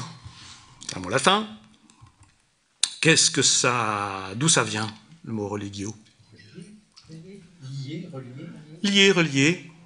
C'est-à-dire, en latin, religae. Ça, c'est ce que tout le monde, presque tout le monde, dit et répète. Ce qu'on trouve dans plein d'articles, de livres récents, encore actuellement, etc. Et c'est complètement faux. C'est notre mythologie, ça. C'est bien de dire religion, ça vient du mot relier, et ça explique le fait que ça nous relie au sacré, ou à Dieu, si on est vraiment, à une croyance un peu plus réduite, mais au sacré, si on est un peu plus large et qu'on est un peu agnostique, tout ça. Ça nous relie donc à une espèce à la surnature, à quelque chose de là qui nous dépasse et tout, et ça nous relie ensemble aussi, dans notre condition d'être en dessous de la transcendance, voilà, bon. Et c'est super, parce que voilà, c'est très bien, parce que ça nous donne une justification au monde, c'est-à-dire par définition, c'est de l'ordre du mythe. On raconte une histoire, on apprend ça, on dit c'est un mot, je vais t'expliquer, voilà, ça vient du latin religare, qui veut dire relier, et c'est donc, voilà, je raconte une histoire, je suis en train de faire un mythe, je vais raconter un mythe en disant ça. Or, du point de vue linguistique, il y a quand même des gens qui s'appellent les linguistes, en gros, hein, dont c'est le métier, là, du coup, de faire l'histoire des mots, et qui ont fait l'histoire depuis pas mal de temps. Le premier et le plus important, c'est Émile Benveniste, qui ont fait l'histoire du mot religio. Ça vient du latin religere, pas religare, ça vient de religere. Et religio, en latin, si vous ne croyez pas, ouvrez n'importe quel dictionnaire de latin, même un dictionnaire de lycée, hein, s'il en existe encore. Hein, donc voilà. Et ben, vous verrez que religio, ça veut dire scrupule. Point à la ligne. Ça veut dire scrupule. Au point que Plaute, je ne sais pas si vous connaissez Plaute, il a écrit des comédies, dans lesquelles d'ailleurs c'est intéressant, très intéressant Plaute, parce que très souvent c'est dans Plaute qu'on trouve les attestations, les plus anciennes attestations, ou parmi les premières, de tout un tas de contes, de traditions, de légendes, voilà, parce qu'il a utilisé cette matière-là, lui, comme un plasma, comme une matière plastique qu'il a mis en forme à sa façon. Et Plaute écrit à propos d'une invitation qu'il avait reçue de quelqu'un qui l'avait invité à dîner. Il dit de cet ami, il m'a invité à dîner, puis j'ai eu scrupule et j'y suis pas allé. Le mot qu'il utilise pour dire scrupule, c'est religio. C'est-à-dire, si on traduit mot à mot, c'est il m'a invité à dîner, mais j'ai eu religion, j'y suis pas allé. Mais ça le fait pas en français. Hein, voilà. Mais religio, c'est le scrupule. Alors, il faudrait regarder qu'est-ce qu'on appelle la religion romaine, mais en gros, c'est l'observation scrupuleuse des rites. Et ce n'est pas du tout disons, un ensemble de croyances. C'est l'observation scrupuleuse des rites, parce que si on n'observe pas les rites, si on ne fait pas comme tout le monde, en gros, religio au sens grec, c'est faire comme tout le monde. Au sens latin, c'est faire comme tout le monde, hein, d'un certain point de vue. Si on ne fait pas comme tout le monde, ça met en péril toute la collectivité. Si on fait des bêtises, si on n'observe pas bien les rituels, ça met en péril non pas soi-même, comme dans la religion chrétienne, on fait une bêtise, bon, on se met en péril. Hein. Mais on va dire 3 patards, 4 ave, et puis ça va aller mieux, quoi. Mais les autres, ils ne sont pas concernés. Ça ne concerne pas la chrétienté. Hein, voilà. Là, c'est très différent, parce que je fais une bêtise, je n'ai pas bien observé les rites. Là, ça met en péril l'ensemble de la société. C'est très, très grave. Et donc, ces scrupules. Et d'ailleurs, la meilleure preuve, c'est que le contraire de religere, c'est negligere, c'est négliger. Être négligent. Bon, allez, on va faire ça, hein, si j'ai le temps, tout ça. Ben non, ça va pas, quoi. Il faut être scrupule, il faut bien observer la religio, il faut faire ça scrupuleusement. Alors, comment se fait-il, une fois de plus, que ce mot a changé de sens au point que nous l'utilisons comme le mot religion que tout le monde connaît, avec le sens qu'il a communément maintenant? Eh bien, il se trouve qu'à un certain moment donné, il y a eu une petite secte, les chrétiens, qui se sont montrés très peu scrupuleux quant aux rites que toute la communauté devait observer, et que du coup, ça a mis en péril l'ensemble de la communauté. En gros, du point de vue des Romains, bah, vous pouvez bien croire ce que vous voulez, ça en fiche, quoi. Les dieux que vous adorez, c'est pour ça qu'en plus, les polythéismes, c'est super, parce que un dieu de plus, un dieu de moins, il vaut mieux un dieu de plus, en fait. Hein, voilà. Donc, on envahit un peuple, ou voilà, on capture des gens, ils ont un dieu qu'on connaissait pas, bah, on le met dans le tas, voilà, c'est mieux, parce que comme ça, on sera peut-être mieux couvert. Hein, donc, voilà. Donc, ça, c'est le polythéisme, c'est pratique, quoi. Voilà. Donc, on s'en fiche que là, le petit groupe, là, ils aient un dieu qu'on connaissait pas trop, tout ça. Bon, ouais, c'est bien, en fait. Bon, voilà. Par contre, attention, les rites, il faut faire comme tout le monde. Et s'ils font pas comme tout le monde, du coup, là, ils sont superstitiosi, ils sont superstitieux. Et donc, on a désigné comme... Alors là, vous avez des tas de textes qui sont absolument terribles, qui désignent les chrétiens comme des superstitieux. Et qui désignent le christianisme comme une superstition déraisonnable. Je ne sais pas si j'ai quelques textes là, mais non, j'en ai. Ouais, enfin bon, c'est pas grave, je vous donnerai les références, on en trouve plein assez facilement. En tout cas, voilà. En gros, et ça c'est dans les textes aussi, en gros, voilà, les chrétiens, leur façon de se conduire, ils revenaient à la jeunesse et puis ils mettaient en péril l'ensemble de la société, quoi. Et donc ça, c'était pas possible. Et se faire accuser à cette époque-là d'être superstitieux, c'était pas une accusation à la légère, ça pouvait être une question de vie ou de mort. Hein. C'était, comme c'est arrivé. Et donc, c'était quelque chose de très sérieux. Et comment se fait-il? Qu'est-ce qui s'est passé pour que on en arrive à une espèce d'inversion qui fait que les superstitieux, maintenant, c'est ceux qui ne sont pas chrétiens, et dans notre monde, et que les chrétiens, c'est eux qui ont la vraie foi, quoi. Ça, le terme de vraie foi a été utilisé des milliers de fois, et qui vénèrent le vrai Dieu. Hein. Comment se fait-il? Eh bien, c'est dû aux pères de l'Église. Les pères de l'Église, vous savez, c'est les premiers qui ont écrit en grec ou en latin, qui ont normalisé le dogme chrétien, en gros. Et il y en a un qui s'appelle Tertullien. Tertullien, il est mort en 220 de notre ère. Et c'est lui qui a opéré ce coup de force, c'est tout à fait daté, de dire...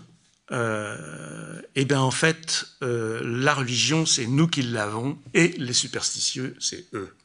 C'est ce qui s'appelle, en gros, un retournement du stigmate. Ça paraît, c'est une manière de parler, c'est un retournement des stigmates, bonjour. Hein, mais c'est très simple à comprendre. Ce que c'est que le retournement des stigmates, c'est que pendant très longtemps, on a considéré les Noirs comme des nègres, avec la connotation, ou Negroes, hein, les négros, la connotation extrêmement péjorative, méprisante que ce terme a, et ça a duré très longtemps, ça dure encore un peu, hein, bon.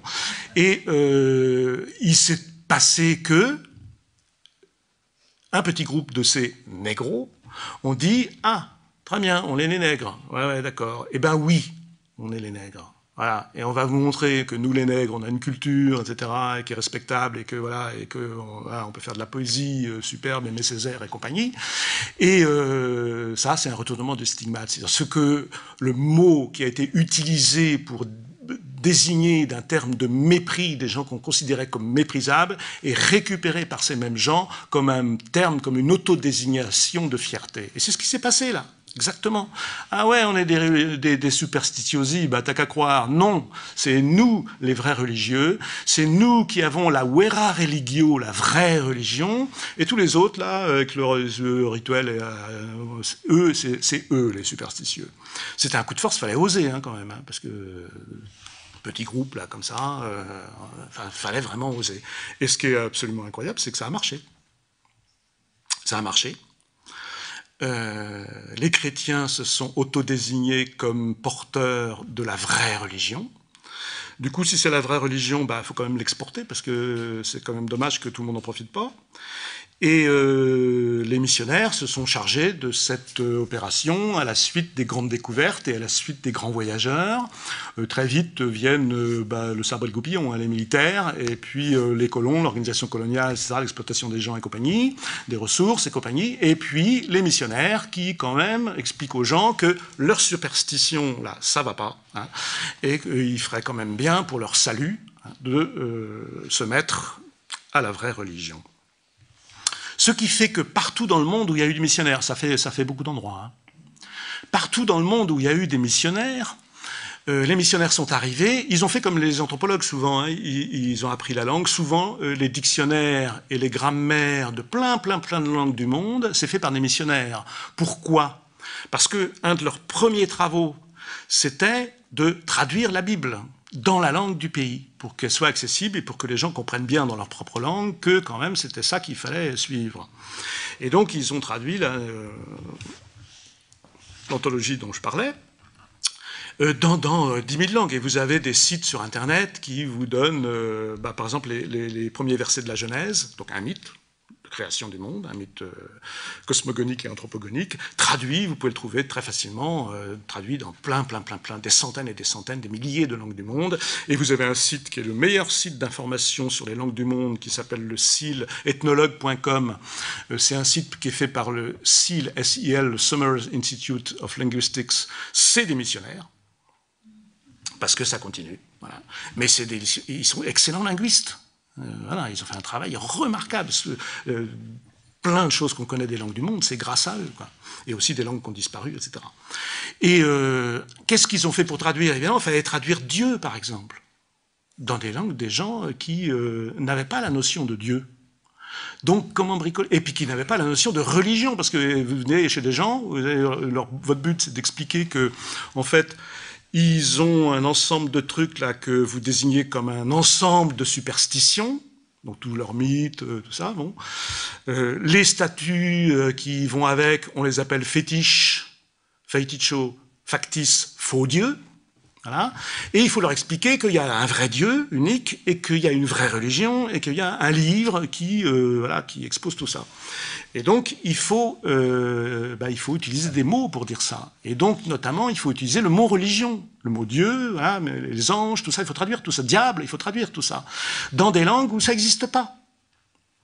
À Aubervilliers, où je travaille souvent, on travaille sur les langues avec les élèves du lycée Le Corbusier, et on a fait toute une enquête sur les langues parlées par les élèves du lycée. Il y en a 80 des langues parlées dans le lycée. Et on a joué avec les langues, parce que c'est rigolo les langues, quoi. Et donc, on a fait de la linguistique comparée. Bon, tout le monde peut faire ça, c'est facile, hein. Il suffit d'avoir des gens qui parlent plusieurs langues, et puis dire, toi, comment tu dis chien, et toi, puis comparer, c'est pareil, ça se ressemble pas, pourquoi? Il y a des groupes de familles, ça se ressemble, d'autres, chinois, c'est complètement différent. Ah bon, voilà, peut-être que c'est pas la même famille de langues et tout. On peut faire de la linguistique comparée, comme de la mythologie comparée, très facilement, comme ça, bon. Jusqu'à un certain niveau, en tout cas, c'est vraiment facile. Et donc, on a fait ça avec les élèves. Et parmi les questions qu'on a posées, dans le but de, pas du tout avec malice, hein, pas du tout avec une idée derrière la tête spéciale, autre que de faire de la linguistique comparée intuitive, comme ça, comment tu dis Dieu? Ou comment tu dis religion? Et on a eu la surprise, en demandant aux élèves comment tu dis religion, qu'il y avait toute une série d'élèves qui disaient, dans ma langue, je connais pas, je demanderai à mes parents là, parce que je connais pas de mots pour dire religion dans ma langue. Voilà.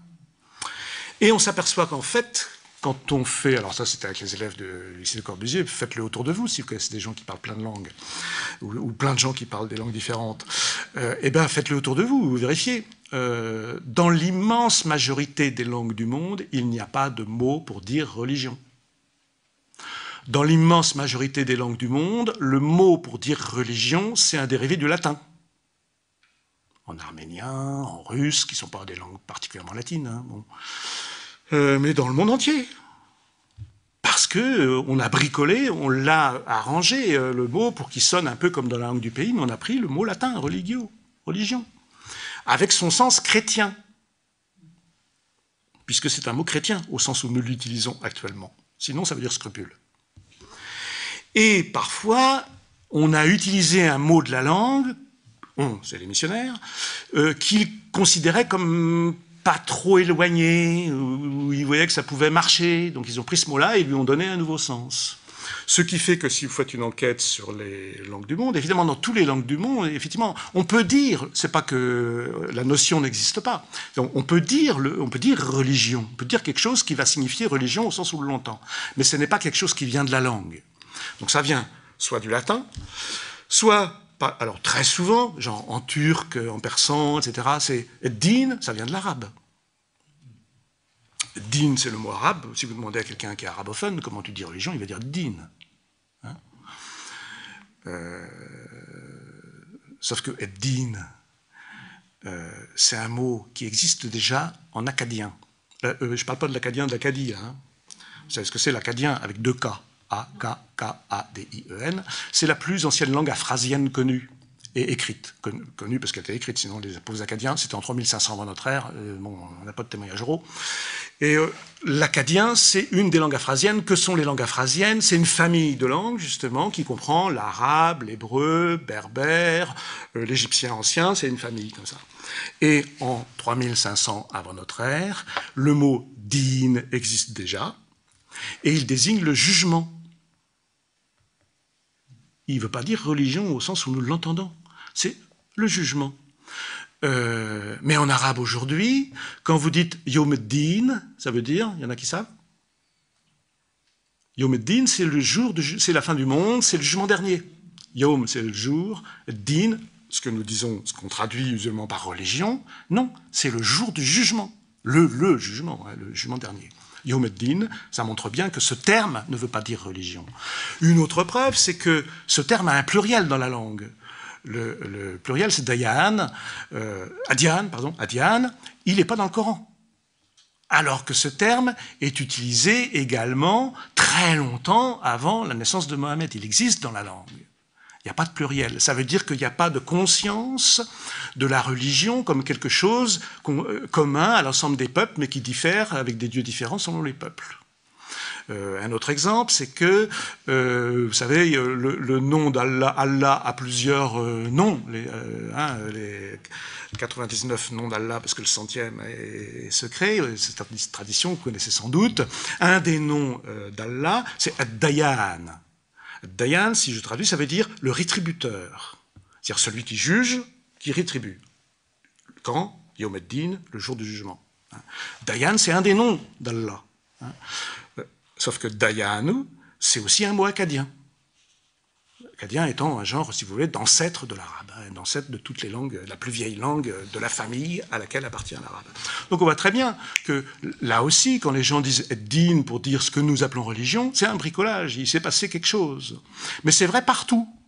Si vous regardez en Chine, il y a un mot pour dire religion. On peut dire religion en mandarin, hein, ça va être Zongjiao. Bon, d'accord, mais qu'est-ce que ça veut dire? C'est deux sinogrammes, Zong, qui veut dire le lieu de rassemblement, et particulièrement le lieu où on effectue les rituels, et en particulier les rituels de divination. Et Chao, c'est l'enseignement. Bah oui, mais ça n'a rien à voir avec ce que nous appelons religion. C'est utilisé pour, quand on a besoin voilà, d'utiliser cette notion. Donc on voit très vite, quand on fait un tour du monde des langues, que, en fait, ce que nous considérons, nous, comme la religion, ça n'existe pas, tout simplement. Ça n'existe pas, c'est un mythe qui nous est propre, parce que nous sommes de culture chrétienne, et parce que notre langue a hérité de cette façon de voir chrétienne, considérant qu'il y avait la vera religio unique, valable pour tout le monde. Et que nous avons exporté partout dans le monde, nous, je m'entends, hein, partout dans le monde, nous avons exporté cette notion et qu'elle a été intégrée. Ce qui fait que quand nous parlons de la religion, en parlant de n'importe quelle population du monde que vous voulez autre que nous donnons un des plus beaux exemples d'ectocentrisme qui soit. Nous désignons par un terme qui n'a rien à voir avec les façons de voir des gens dont on parle, nous recouvrons ces façons de voir par un terme qui est faussement unificateur. Ce qui fait que quand nous parlons des problèmes des religions, eh ben déjà rien que d'utiliser le terme, on saute au piège et on n'a pas beaucoup de chances de réussir à trouver une solution si on commence comme ça, s'il y a un problème.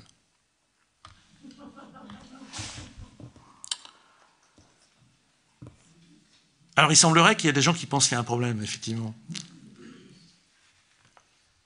Bah ouais. À moins d'être complètement coupé du monde, quoi. On voit bien qu'il y a quand même un paquet de gens qui pensent qu'il y a un problème.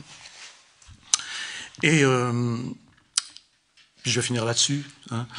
Ma façon, moi, d'aborder ce problème, c'est justement pour ça que je travaille à Aubervilliers avec les élèves, où il y a vraiment plein de gens qui parlent des tas de langues complètement différentes et qui ont des façons de voir le monde complètement différentes, dont des musulmans, hein, mais dont des bouddhistes, des animistes, des athées, des kamistes. Vous voyez ce que c'est, les kamistes? C'est ceux qui ressuscitent l'ancienne mythologie égyptienne des Africains, qui disent « nous descendons de l'Égypte, l'Égypte est en Afrique », et voilà, donc les kamis, c'est ça, vous avez tout un tas de gens qui... Sur YouTube, etc., vous avez une pléthore de gens qui tiennent ces discours. Il y en a au lycée, voilà. Bon. Et donc, évidemment, tout ça peut assez vite avoir tendance à se chamailler, pour employer un terme gentil. Et Et puis à s'énerver un peu quand on leur expose, évidemment, comme vous avez tous entendu, évidemment, quand on commence à parler de Darwin ou des choses de ce genre, bon, ça peut vite se passer moyennement bien, voilà. Moi, je pense que si ça se passe moyennement bien, c'est parce que les gens ils réagissent mal et qu'ils ils pensent que leur propre mythologie est meilleure que celle des autres, quoi. Bon, là. Et le moyen de s'en tirer, c'est de dire bon. Alors toi, toi, tu crois tel truc, expose-moi, raconte-moi. Donc on va parler de l'origine de l'homme, par exemple. Hein. Est-ce que tu as quelque chose à dire sur l'origine de l'homme? Pas obligé hein, non plus. Hein. On peut s'en foutre complètement. Hein. L'origine du monde, la vie après la mort, tout ça, on peut s'en contre-fiche, so what, il n'y a pas de problème. Hein. C'est très bien aussi. Hein. Il se trouve que la plupart des gens s'en fichent pas complètement et qu'ils ont une histoire à raconter là-dessus. Et ils racontent volontiers quelque chose, si on leur demande. Et on voit bien que quand les gens ils ont une histoire à raconter sur ce genre de questions, ils n'ont pas trop envie de changer d'histoire. En gros, on peut dire, d'un autre point de vue, qu'il y a deux genres de mythes. Il y a plein de conteurs et de conteuses là, donc vous savez ce que c'est que les contes étiologiques. Enfin, ceux qui disent oui, mais ceux qui ne savent pas disent rien, donc je vais peut-être le dire quand même. Les contes étiologiques, étios c'est un signe en grec, les contes étiologiques, si vous voulez, c'est des mythes, hein, des histoires qui racontent pourquoi les choses sont comme elles sont, mais sur un petit détail du monde. Pas les trucs massifs, du genre l'origine du monde, de l'homme, tous ces gros trucs là. Bon. Non, des petits trucs. Pourquoi le pivert a du rouge sur la tête? Petit truc, bon, pas trop impliquant quand même. Hein. Et si je vous dis, bon, voilà, le pivert, il a du rouge sur la tête parce que un jour, il est monté jusqu'au soleil, il a pris un peu du feu du soleil et il l'a ramené sur Terre. C'est un petit Prométhée ailé, quoi. C'est une des variantes des mythes. C'est un mythe prométhéen, voilà, qui se raconte en France, qui est très répandu. Voilà, je vous le raconte pas, mais en gros, il est monté jusqu'au ciel, il a ramené le feu et il l'a donné aux humains. Mais pour porter le feu, il l'a porté sur sa tête, donc il s'est brûlé, donc il a du rouge sur la tête. C'est un petit mythe étiologique. Je vous le raconte, alors je vous l'ai fait très bref là, hein. On peut le raconter beaucoup mieux que ça, plus long, bon, on aura peut-être l'occasion un jour. Bon. En tout cas, je vous le dis une fois, j'ai pas besoin de vous le redire 3 fois ou dans 6 mois de vous le rappeler, parce que vous allez vous en rappeler. C'est un mythe étiologique qui vous explique un petit détail du monde, super facile, marrant, vous allez rigoler, il y en a plein qui ont rigolé, bon, je vois rien, je sais pas ce qu'il y a de marrant, mais bon, qui explique un petit détail du monde, qu'on retient facilement, qui n'est pas très impliquant. C'est-à-dire, je peux le raconter, voilà, vous l'avez entendu, si je me promène avec un petit enfant et que j'entends le cri du pivert et que je lui dis, tu connais l'oiseau qui vient de faire ça? Eh ben, ça s'appelle un pivert.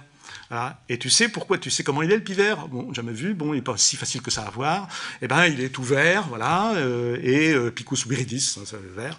Et donc, il a une tache rouge sur la tête. Tu sais pourquoi il a une tache rouge sur la tête? Vous racontez l'histoire, le gamin, il va s'en rappeler toute sa vie. Bon. Et vous racontez ça, je sais pas moi, à votre voisin, il part faire sa vie en Amérique du Sud ou en Australie, il peut le raconter s'il y a un oiseau équivalent, évidemment. Mais s'il n'y a pas de pivert, il va bien trouver un oiseau qui a aussi du rouge sur la tête, et puis l'histoire, ça va marcher. Hein, et ça se fait tous les jours. Et voilà, c'est pas trop gênant. Et l'histoire, elle est sympa, donc la peine vous l'entendez, vous la retenez, et puis occasionnellement, vous vous dites, elle est super cette histoire, je vais la raconter aussi, quoi. Ou vous vous dites rien, puis vous la racontez aussi. Ce qui se passe pour plein de contes, hein, pour plein de petits contes, en tout cas comme ça. C'est pas du tout impliquant. Ces histoires-là voyagent à toute vitesse. Voilà, elles voyagent tout le temps. Voilà, c'est pas. On peut l'emprunter d'une culture à l'autre, d'une langue à l'autre. C'est comme les mythes sont toujours traduisibles, hein, parce que c'est des histoires. Peu importe les mots que j'utilise pour les dire, c'est mieux si je parle bellement, évidemment. Si j'ai une belle parole, c'est mieux pour ceux qui écoutent, notamment. Bon, mais voilà, je peux le bafouiller, pareil, voilà, et je peux le traduire, et ça va circuler dans le monde entier. Mais si j'ai une histoire sur l'origine de l'homme, et que c'est une histoire à laquelle je crois, parce que c'est un mythe,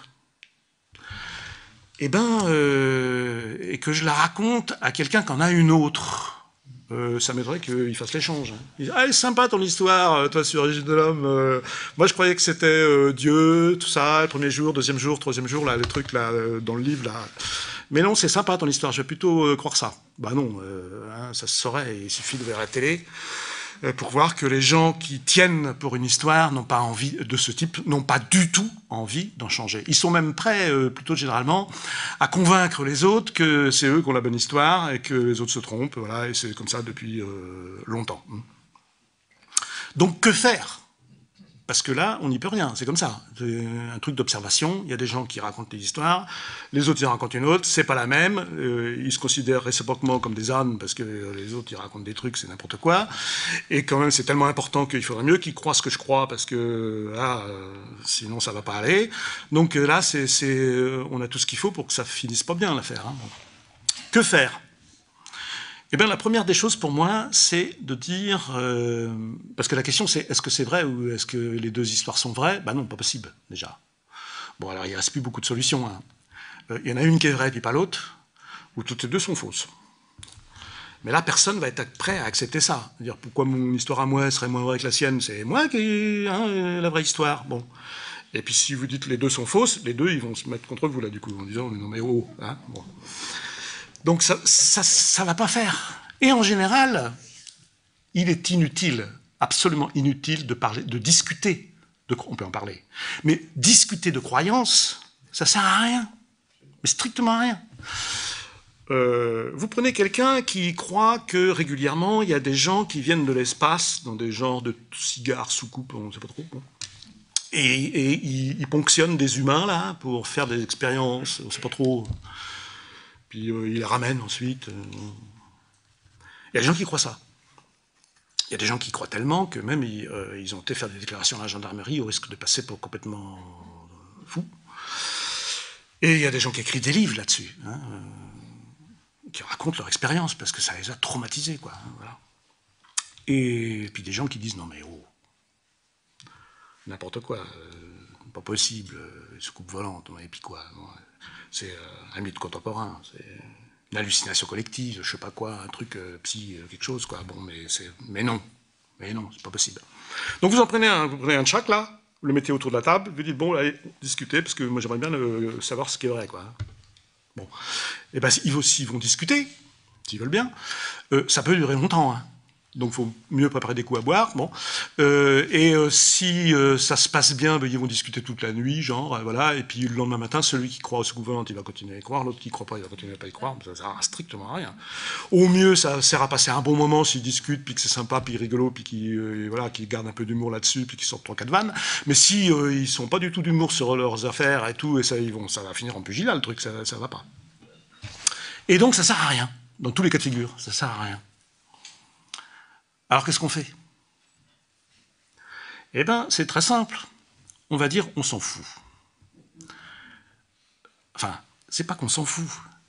C'est qu'on s'en fout de savoir si c'est vrai ou pas vrai. Enfin, c'est pas qu'on s'en fout. Ce serait bien de le savoir en même temps. Hein, parce que s'il y a un Dieu, ce serait mieux de le savoir, quoi. Hein, s'il n'y en a pas, ce serait mieux de le savoir. Hein, bon. Donc, c'est pas facile de vérifier là, les affirmations. Donc, il y a une posture méthodologique. On va s'en foutre méthodologiquement. C'est une méthode. On va dire, on s'en fout. C'est pas qu'on va s'en foutre tout le temps, en général et tout. C'est que là, pendant un moment, pour en discuter, on va s'en foutre. Et on va parler toujours de la même chose, mais d'autre chose. C'est-à-dire, on va dire, attends, alors toi, tu racontes ton histoire, ok, bon, d'accord, bon, toi raconte la tienne, bon, ok, d'accord, c'est pas la même, bon, d'accord, elles peuvent pas être vraies toutes les deux, bon, d'accord. Est-ce qu'il y en a une qui est vraie, est-ce qu'elles sont toutes fausses, toutes les deux vraies, pas possible, mais enfin bon, la question de la vérité, de la véracité, on va dire, bon, là, on s'en fout. Et ce qu'on va faire, c'est qu'on va regarder les histoires. Parce que ça, une histoire, c'est objectif. On peut la raconter, on peut l'apprendre, on peut l'écrire, hein, et on peut l'étudier de plein de façons. Parce que, voilà, l'histoire, par exemple le mythe que j'ai raconté tout à l'heure, on peut, en comparant plusieurs, ou d'autres, on peut s'apercevoir qu'à un moment donné, il y a un renversement. Le bon devient mauvais, ou voilà, il y a des trucs où on dit, ah tiens, là dans l'histoire, il y a une rupture. Hein, est-ce que dans la tienne, il y en a une aussi? Comparé. Hein, on s'en fout que ce soit vrai ou pas vrai là, à ce stade-là. Et on va dire, attends, et l'histoire, alors d'accord, l'histoire, ça commence comment? C'est-à-dire, à quoi on reconnaît quand tu parles, dans le flux de paroles que nous avons tous, voilà, à quoi on reconnaît, c'est quoi le signal qui dit à l'autre qui écoute, là, je suis en train de raconter un truc super important. qui touche à l'origine de l'homme, du monde, tout ça. Est-ce qu'il y a une phrase, une série de phrases, quelque chose dans la parole elle-même qui va signaler que, attention là, je ne suis pas en train de raconter que hier soir j'ai rencontré ma copine et qu'elle était tombée de vélo et que du coup on n'a pas pu aller au cinéma comme c'était prévu. Je ne raconte pas un truc de ce genre. Je raconte un truc, attends, c'est autre chose, c'est un autre niveau d'histoire. Est-ce que dans la parole, dans l'histoire elle-même, il y a un truc qui le signale? Et toi, dans la tienne aussi? Bon, puis après, donc c'est une histoire super importante, l'origine de l'homme, excuse-moi, c'est pas rien, bon, voilà, je te raconte mon histoire qui expose ça, voilà, mais je vais pas passer ma vie à parler de l'origine de l'homme non plus, il y a un moment, je m'arrête. Et l'histoire s'arrête. Comment on sait qu'elle s'arrête? Il y a un truc dans l'histoire elle-même, est-ce qu'il y a un truc, une phrase, une formule, quelque chose qui fait qu'on sait que là, on va pouvoir continuer à causer, mais normalement. Truc simple. Et bien ça, c'est objectif. On peut se mettre d'accord là-dessus. Après, entre les deux, entre le début puis la fin, ah bon, alors l'histoire, comment elle se développe? C'est-à-dire qu'il y a combien, si on essaye de voir la structure de l'histoire, il y a combien de parties? Dans ton histoire à toi et dans la tienne, il y a combien de parties?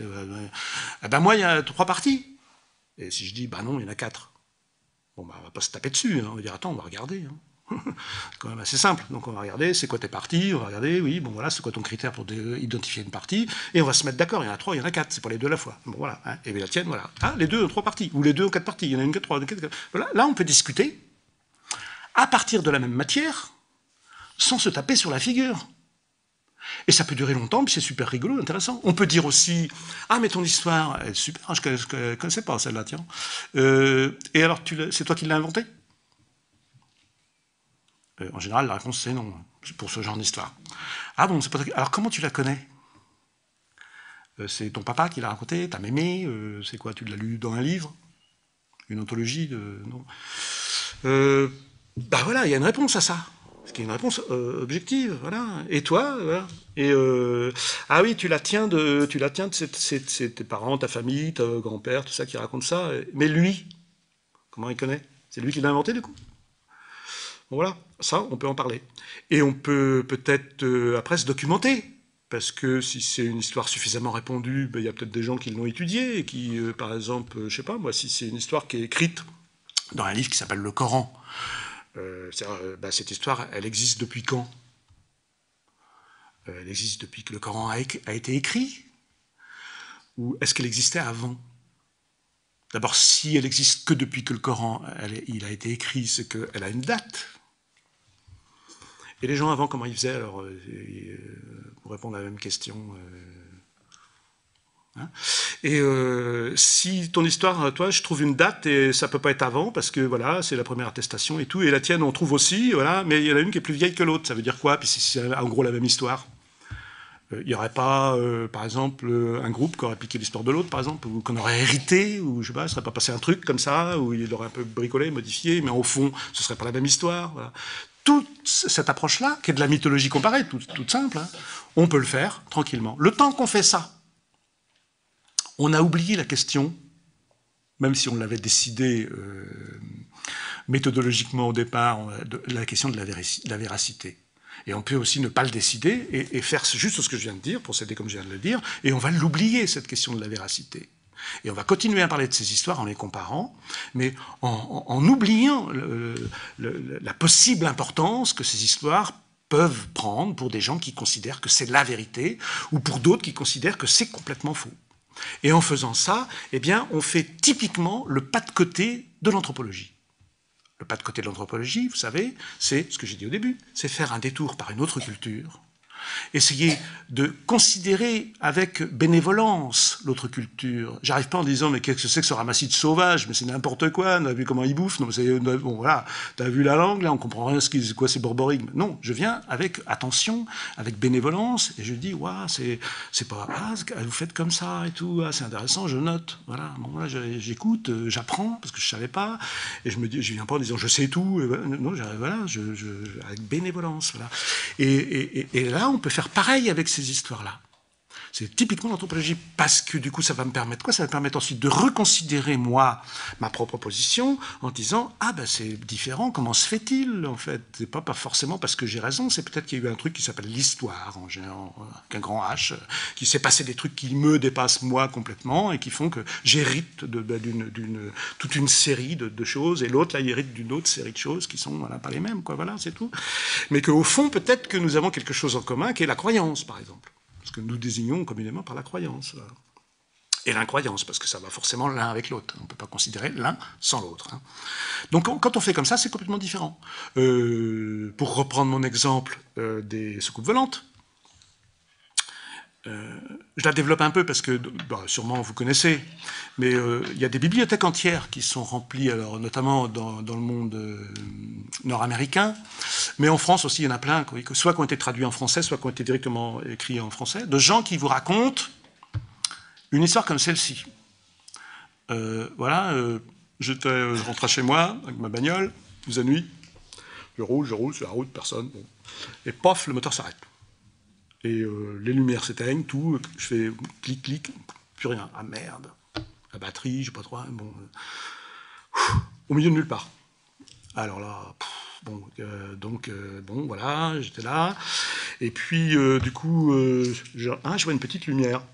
Je me dis, tiens, ça doit être une ferme, il y aura une ferme, là, je vais aller demander à la ferme s'ils n'ont pas des câbles pour la batterie ou un truc, quoi. Bon, bah, et donc je marche vers la lumière, et en fait, plus je rapproche, je m'aperçois que c'est pas vraiment une ferme, c'est bizarre comme lumière un peu, c'est une lumière blanche, hein, et puis en fait je m'aperçois que c'est une espèce de truc posé dans un champ, hein, qui ressemble grosso modo à un truc comme ça, là. Hein.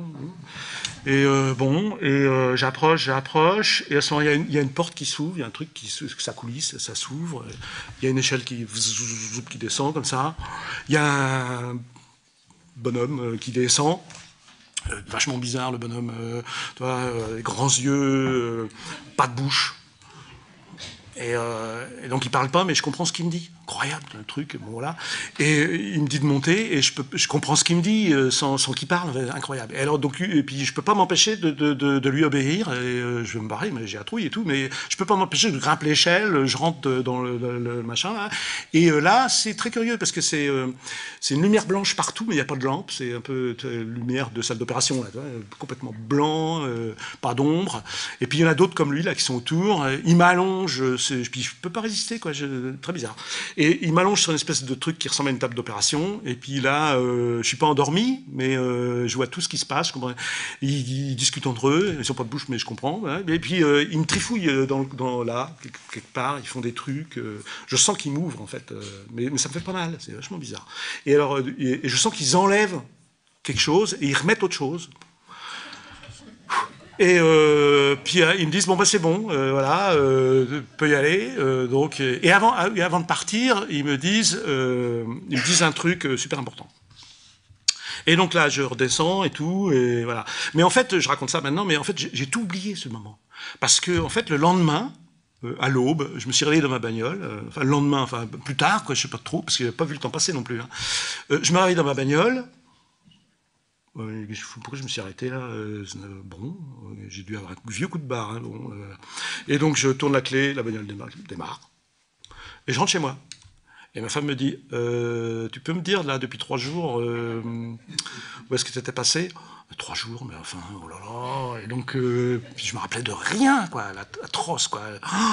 Et alors petit à petit, en rêve, moitié trucs qui me revenaient, des images comme ça, j'ai pu reconstituer l'histoire. Il y en a qui vont voir aussi des hypnotiseurs ou des gens pour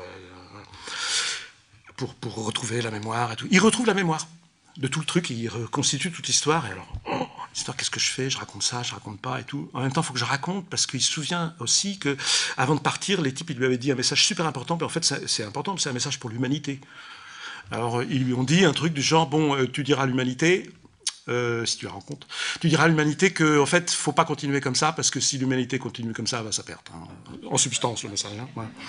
Et donc, c'est super important quand même. Et donc, du coup, soit il fait des conférences, soit il fait un livre. Généralement, il fait un livre, parce que les conférences, de dire ça devant les gens en disant c'est moi qui l'ai vécu, ça, bon, c'est les gens qui ricanent tout le temps, bon, c'est pénible.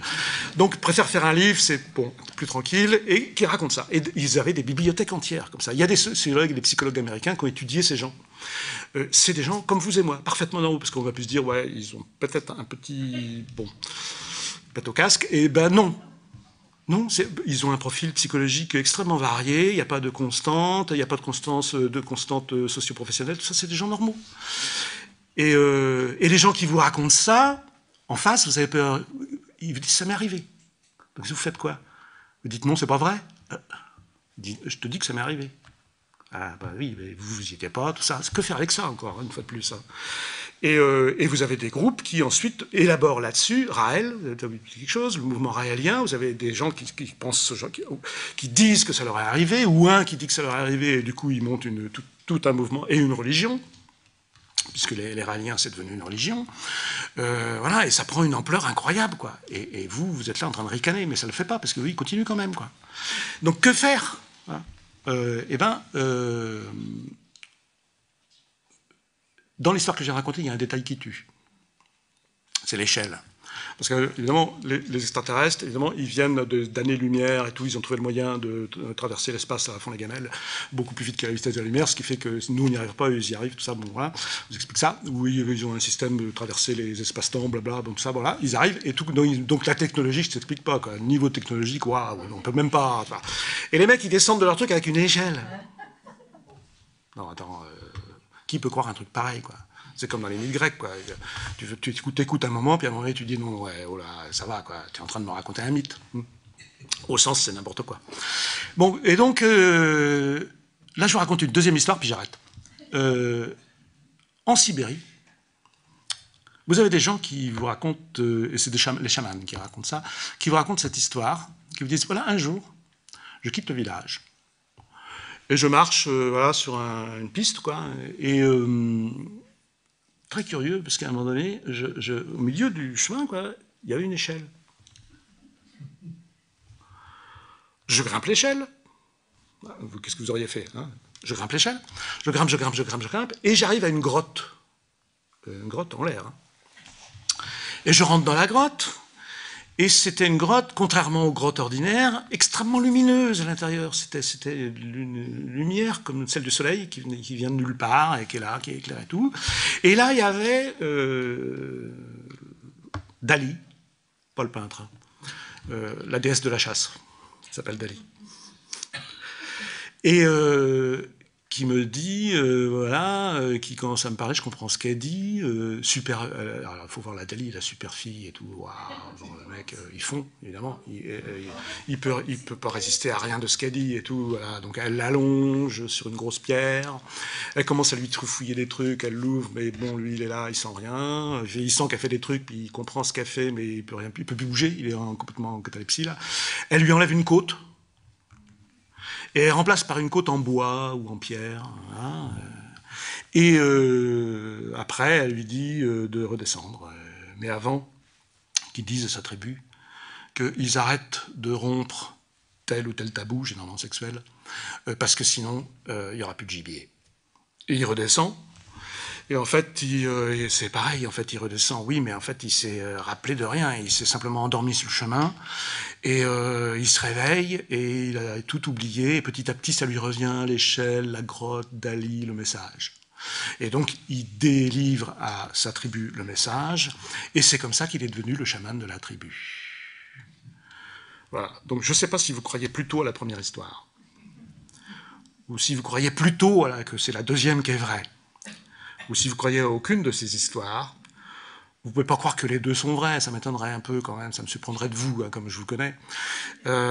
Mais je pense que ce serait plus éclairant peut-être de comparer les deux histoires et de regarder leur structure, parce que est-ce que par hasard, des fois, ce ne serait pas exactement la même histoire, mais une en version chamanique sibérienne et une autre en version scientifique auto-le-boulon-échelle de chez nous. Voilà. Et j'arrête parce que sinon ça va durer trop longtemps. Merci.